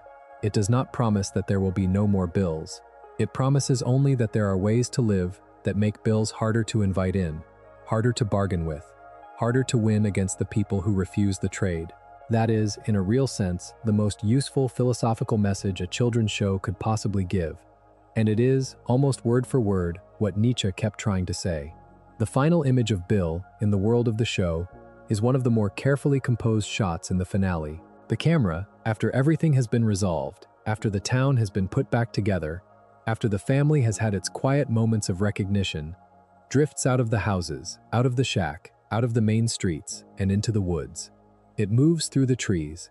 It comes to a small clearing, and it lands, almost casually, on a stone statue, half eaten by moss, half buried in leaves, of a triangle with an extended hand. The shape is unmistakable. The hand is extended, palm up, fingers half curled. The offer is permanent. The eye, at the top of the triangle, is closed. That shot, on first viewing, is an unsettling button on a children's show. It tells you that the victory was not, in some final sense, total. It tells you that something of the figure who almost ended the world is still in the woods, still in the shape it took when it was trying to take everything, still waiting. It is an image with a very long pedigree in literature. The defeated monster who is not quite gone. The dragon who turned to stone but is still warm. The vampire who is staked but whose coffin is never burned. The genre history of that image is older than the show. The show is drawing on it. But, on a Nietzschean reading, the image does a more specific kind of work. It functions as a kind of memorial. The statue in the woods is the form the warning takes, after the warning itself has been put to sleep. It is the negative space the figure of Bill leaves behind, the cast of his shape pressed into the world, so that any future inhabitant of the town, walking in the woods, will be able to see the outline of what almost was. Memorials, in any honest reading, are not really about the past, they are about the future. They are reminders aimed at the people who have not yet lived through the thing the memorial commemorates. The statue of Bill, in the woods, is a memorial of that kind. It is aimed at the next generation. It is aimed at any future child who might wander, alone, into the trees, and find themselves standing in front of a small handshake offer carved in stone, and feel, with no need to be told, that something terrible happened here once, and could happen again if anyone is foolish enough to put their own hand into the stone hand. That is, in some sense, what every honest piece of philosophy is. A statue in the woods. A small carved warning left in a place where someone, eventually, will need to find it. Nietzsche, in his books, was leaving statues. He was leaving images, phrases, parables, that would, he hoped, be found by some later reader at the moment when that reader most needed to find them. He could not, in his own time, save the people he wrote for from the disasters he saw coming. He could only leave the warning. Whoever, decades later, walked into the right book at the right moment would, he hoped, find it. The figure of the eye on the dollar bill, the figure of the abyss looking back, the figure of the last man laughing in the marketplace. All of these were, for him, statues. He set them down and walked away and trusted the woods. The Cipher hunt, the real-world event in 2016, took that idea and made it almost literal. Alex Hirsch buried a real statue of Bill in a real forest and waited for the audience to find it. The act, on its surface, was a marketing stunt for a finished show. On a Nietzschean reading, it was something more. It was the show, having taught its audience how to read, finally setting a piece of itself into the world and trusting them to come for it. The audience did come. They drove for hours. They organized across time zones. They walked through woods. They dug at coordinates. They They photographed what they found. They left small offerings beside it. They told each other where it was. The statue, in its forest, became a small node of meaning in the real world, made by the same kind of attention the show had spent 4 years training. The handshake, in the stone, was never actually grasped. It was, instead, photographed and refused, and walked around. The audience had learned the lesson well enough to know what to do when they finally stood in front of it. There is, in the philosophy of memory, a small distinction worth pulling out here. There are warnings that work by horror, and there are warnings that work by reminder. The horror warning shouts. It tries to scare the next generation away from the danger. It often fails, because horror, like all loud emotions, fades when it is repeated. The reminder warning is quieter. It does not try to shout. It tries, instead, to be present. It sits in the corner of the room, or in the corner of the woods, and waits to be noticed. It does not need to be encountered every day. It only needs to be findable on the day it matters. Nietzsche, who was a master of one-liners but distrusted the operatic mode, was, in his deepest mode, a writer of reminders. The aphorism that you remember years after first reading it, that comes back to you on the night you are about to make a particular mistake, is doing the work of a statue in the woods. Bill, in stone, is doing the same work for the children in the show's universe. And the show itself, in its long, careful, attentive composition, is doing the same work for the children who watched it. The strange afterlife of Gravity Falls in the years since it ended has, in many ways, been a long demonstration of how reminders accumulate. The show has been rewatched by people who first saw it as children, who are now in their late teens or early 20s, who have started, in their own ways, to write about it. The internet is full of essays, videos, comic pages, fan music, theory threads, decode logs, every form of attention that a community can give to a piece of art. Most of those efforts, in any given week, are about small things. A line of dialogue, a frame in the background, a theory about who one of the henchmaniacs was based on. The hum of the attention is, in itself, a kind of statue. It is the audience, collectively, holding the show in the woods of the internet, so that any new viewer who walks in will be able to find it. The reminder is preserved by being shared. Nietzsche, who never had an audience like that in his lifetime, would, I think, have understood the shape of it immediately. He believed, more than almost anything else, that the survival of any honest piece of work depended on it being passed forward. He believed that books were dialogues with people who had not yet been born. He believed, in the most literal sense, that some of his deepest readers would only meet him in centuries he would not see. He turned out to be right, in his own case, though the meeting was complicated by the misreadings that came in between. The show, which has had a much shorter and gentler afterlife, has been blessed with a fan culture that, for the most part, is reading it carefully. The triangle is still in the woods. The eye is still closed. The handshake is still being refused. The reminder, for now, is holding. There is one more piece of Nietzsche that we should put alongside Bill, because it is the place where the philosopher and the show most clearly disagree. And the disagreement is, in some ways, the heart of why the show ends well. Nietzsche, throughout his career, was suspicious of pity. He thought pity, as a moral attitude, was often a disguise for contempt. He thought the person who pitied another was usually, underneath, congratulating themselves on being in the better position. He thought that pity weakened both the giver and the receiver, that it kept the receiver locked in their condition by inviting them to identify with their own suffering, and that it kept the giver locked in a false superiority. He preferred, in moral language, friendship over pity, the relationship between equals over the relationship between the helper and the helped. He was, on this point, fierce, and many of his readers, even sympathetic ones, have argued with him. The show, in its handling of Bill, is in some ways in agreement with him, and in some ways not. It is in agreement in the sense that the family does not pity Bill. They do not, in the final scenes, mourn him. They do not write a sad essay about how, if only he had been understood, things might have been different. They simply remove him and move on. There is no funeral. There is no flashback to a sad childhood that explains his cruelty. He does not get the cartoon villain redemption arc. The show treats him in the end as the kind of figure who does not deserve and could not have used pity. That, in Nietzsche's vocabulary, is the correct treatment of a being who has himself refused the moral world. You do not extend to him the kindnesses he has refused to extend to anyone else. But the show is in disagreement with him in a deeper way, because the moral center of the show is, very clearly, pity in another form. The whole family, in its dynamics, is held together by acts of compassion that Nietzsche, in his coldest moments, would have called weakness. Stan pities Seuss and gives him a job. Mabel pities her own failed romances and turns the failures into stories. Dipper pities his own anxieties and walks toward them anyway. Ford, in his return, comes to pity his brother in a way that is, in the show's argument, the foundation of his eventual love. The bonds that hold the family together are not bonds of equality in the Nietzschean sense. They are bonds in which one person, at any given moment, is the stronger and the other is the weaker, and the stronger lifts the weaker, and in the next scene the roles reverse. The web of small mutual pities, expressed not as condescension but as care, is what the family is made of. The show, on a careful reading, is arguing with Nietzsche on this point, and is, in my opinion, right to argue. Nietzsche's suspicion of pity was, in part, a reaction to a certain sentimental Victorian piety that was, in his time, used to keep women, the poor, and the colonized in their places. He was not wrong to be suspicious of that.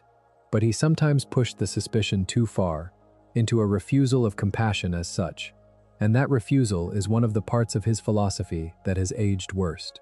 The show, by building its moral world on small, daily, embarrassing, mutually carried compassions, offers a quiet correction. It says, in its cartoon vocabulary, that the figure who cannot pity is not a stronger being, he is a smaller one. Bill, the figure who never pities anyone, is, in the end, the figure who can be erased by a man whose entire life has been organized around carrying other people through their bad afternoons. The Nietzschean Übermensch, as the philosopher actually described him, was meant to be capable of generosity. The show suggests that the figure who has lost the capacity for ordinary compassion has also, in the same loss, lost the capacity for the higher health Nietzsche was aiming at. The cold being is not the strong being. He is the diminished one. That correction is, in some sense, what the show offers back to the philosophy. It picks up Nietzsche's warnings and uses them, accurately, against figures like Bill. It picks up Nietzsche's hopes and translates them into a small family rather than a lone hero. And it argues, gently, with the parts of him that overshot. It argues that pity is not the enemy of strength. It argues that the rope between the animal and the higher being is not crossed by a solitary climber, but by a family carrying each other across, taking turns at the front. That is a friendlier philosophy than Nietzsche's, and it is, on a generous reading, what he might have arrived at himself if his life had been less lonely. That last note is one we should sit with for a moment, because it explains, I think, a great deal of what makes Nietzsche moving as a figure, even when he is wrong. He was, throughout his adult life, almost completely alone. He had a small handful of friends, none of whom understood him as deeply as he wanted to be understood. He lost his sister to a marriage and an ideology he hated. He lost his closest male friendships to bitter quarrels. He fell, briefly and disastrously, in love with a woman who would not have him. He wrote, with extraordinary precision, about the kinds of bonds that he himself had never been able to build. His philosophy is, in some ways, the philosophy of a man trying to make a virtue of his own isolation. He decided, because he had to live alone, that the strongest beings were the ones who could live alone. The reading is sympathetic, but it is also incomplete. The strongest beings, on most honest accounts, are not the ones who can live alone. They are the ones who have, with patience and effort, built lives that contain other people. The Pines family is one of those lives. The show, in its quiet way, suggests that the missing ingredient in Nietzsche's loneliness was not a stronger philosophy, but a community willing to carry him through his worst evenings. He did not have that, and he paid for the absence. Stan, in his cluttered shack in the woods, had it, even when he did not deserve it, even when he had spent decades making it harder for himself, and the having of it was, in the end, what allowed him to do the thing that saved everyone. Friendship, in the show's grammar, is not weakness. It is the structural element that holds up everything else. The Nietzschean monster, by being incapable of friendship, was unable to be defended by anyone when his moment came. The Pines family, by being made of friendship, had 100 small defenses ready at every door. That is, in cartoon form, an answer to one of the loneliest parts of 19th century philosophy. The answer is not new, but it is, in its small way, beautiful. If you take a step back, at this point, and look at the whole shape of what the show has done with Bill, you start to notice that the cartoon has, almost by accident, given us one of the more complete portraits of a particular modern danger in any kind of popular art. The danger is not, in the simple sense, evil.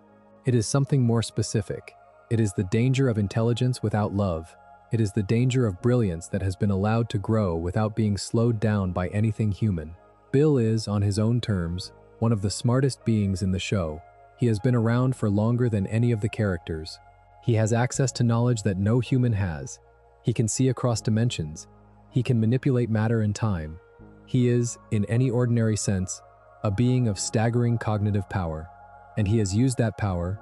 Across the centuries, the show implies he has been active, for nothing that can be called creation, and for nothing that can be called love. He has used it for amusement, for control, for the small ongoing project of trying to escape the dimension he was born into. The intelligence is there. The reasons to care about anything are not. That figure, the cold genius without inner ground, is one of the figures Nietzsche worried about most in his last sane years. He thought that the coming centuries would produce more and more of them, partly because the social fabric that used to root brilliant people in their communities was thinning, partly because the institutions that used to demand a kind of moral seriousness from their cleverest members were softening, and partly because the new sciences and the new technologies would give the cold genius tools that would amplify his coldness rather than warm it. He did not, of course, predict animation or the internet or any of the specific shapes the future would take.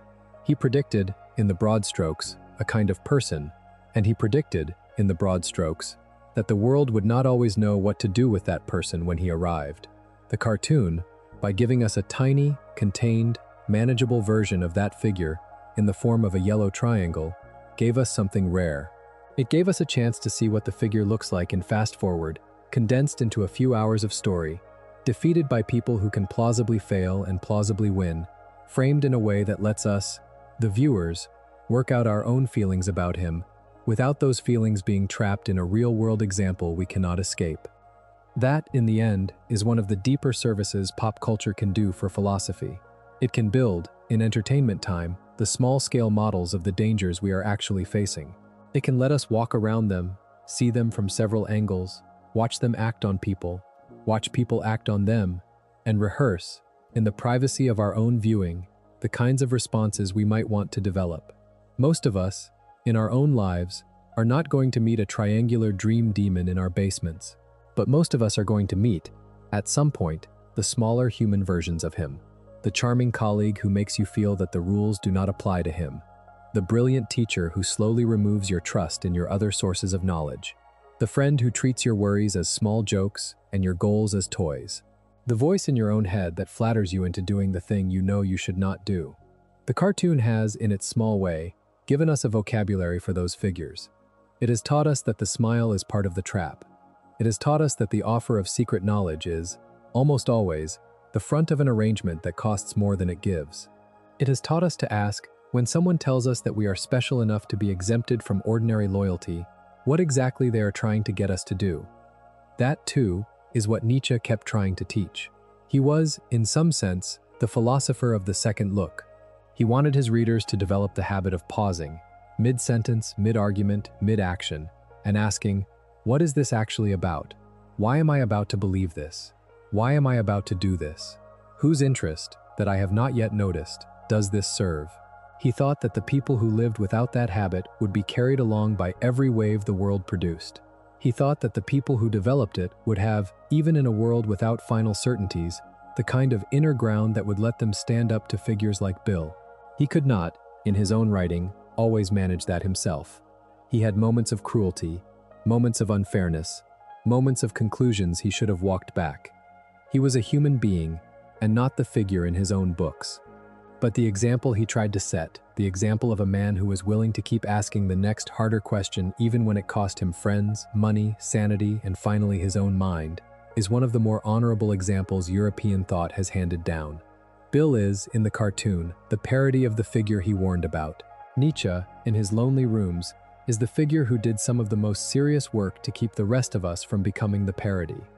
The show, by ending where it ends, leaves the viewer in a position that is, oddly, both more comforted and more burdened than it found them. More comforted, because it has shown that the kind of danger Bill represents can, in the right hands, in the right family, in the right town, be defeated. More burdened, because it has shown that the danger is not actually personal to a triangle in a top hat. It is structural. It is a pattern. It is the shape any intelligence without love can take, in any place, in any century. The defeat of one cartoon villain does not abolish the pattern. The work of refusing the handshake has to be done, in some form, every day, by every person who is in a position to be flattered into a bad arrangement. The summer ends. The children leave the town. The shack rebuilds itself. The triangle in the woods stays where it is. The work continues. The show, with great grace, does not pretend otherwise. That ongoing work is, I think, the actual content of what Nietzsche left us. He did not leave a system. He left a stance. He left a way of looking at the world that included, as a daily habit, the willingness to notice the figures in the corners of your own life who were trying to climb up onto thrones that did not belong to them. He left a vocabulary for refusing the easy comforts. He left a small handful of images: the abyss, the eye, the rope between the animal and the higher being, the wanderer, the madman, the last man, that have, in the century and more since his death, kept walking around in the imagination of people who never finished his books. The cartoon, in its small way, picked up some of those images, dressed them in yellow, and gave them voices. The cartoon, in its slightly bigger way, then put them up against a family of small, honest people, and let those people win. And the cartoon, in its quietest way, then walked out into the woods, found the body of the defeated monster, took a photograph of the statue, and turned the camera back to you. There is, in the long arc of the show, one more pattern worth naming, because it sits underneath every theme we have walked through tonight, and because it is the place where the show and the philosopher most fully agree. Both Gravity Falls and Nietzsche, in their very different forms, are about growing up. They are about the moment, in any individual life, when the world the person was given by their childhood begins to thin, and the categories they were handed begin to fail, and they realize that the work of becoming an adult is not, primarily, the work of acquiring new skills, but the work of taking responsibility for the values they will live by from then on. Dipper and Mabel, at the end of the show, are 13. They have spent the summer learning, in cartoon form, the lessons Nietzsche tried to teach his own readers in book form. They have learned that the old explanations of the world do not cover everything. They have learned that the adults around them are flawed and sometimes wrong. They have learned that they themselves have to begin choosing what they will and will not do, on their own ground, without waiting for permission. They have grown up, a little, in the only way anyone ever does, by walking through the worst thing they have ever seen, and refusing to let it dictate the next thing they will do. That kind of growing up is one of the things Nietzsche cared about most. He thought that, in his own time, the great cultural illness was a kind of permanent adolescence, a refusal of the responsibility of being an adult in a world without final certainties. He thought that the call of his philosophy was, in the end, a call to become the kind of being who could stand on his own legs in the rubble of the old certainties, and not just stand, but build, and not just build, but love. He had a lot of harsh words for the people who refused that call, and he had a lot of difficulty offering, in his own life, the kind of warmth that would have made the call easier to answer. The show, by giving us a small family in a small town who, between them, managed to answer the call without any of the operatic difficulty Nietzsche made of it, offers a softer version of the same demand. You do not need to be a lonely philosopher in a Swiss boarding house to do the work he was asking for. You can do it in a tourist trap in Oregon, in the company of your difficult brother, and your wide-eyed great-nephew, and your weird great-niece, and your loyal handyman, and you can do it badly, and you can do it slowly, and you can do it with grumbling, and it will still count. That is, I think, the cleanest place to land this whole essay. Bill Cipher is what Nietzsche warned us about, in the specific sense that he is the cartoon version of the figure the philosopher feared we would become if we let our brilliance outrun our love. He is the figure who has crossed the rope without bringing anything human with him. He is the figure who has stood on the far side of the old certainties without bothering to build anything to replace them. He is the figure who treats the apocalypse as a party because he never developed the inner weather that would have made the world feel like more than a stage set. The show, in giving him a body and a voice and a series of arcs, allowed us to see, in a way Nietzsche's prose did not always allow, what that figure actually looks like when he walks into the room. And the show, in defeating him with the slow, patient, mutually carried love of a small family, allowed us to see, in a way no philosophy by itself can quite manage, what the other side of the warning looks like. Not a lonely overman on a mountaintop, a great uncle in a stained undershirt, walking into a trap because he loves his brother more than he loves his own mind. That image, of Stan walking into the basement to give himself for Ford, is, in my reading, the central image of the show. It is the image that makes everything else make sense. It is the answer to Bill's eye. It is the answer to Nietzsche's loneliness.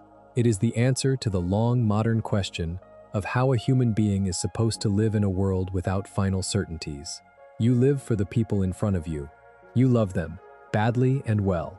You take the hits they cannot take. You walk, when the time comes, into the room they cannot enter, and you do the thing they cannot do, because you can. The philosophy that explains why this is the right thing to do is, in the end, not the point. The doing of it is the point. The figures who can do it are the ones who keep the world running.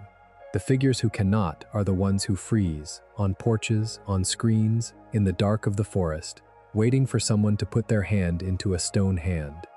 The show is, in its small way, an argument for the first kind of figure and against the second.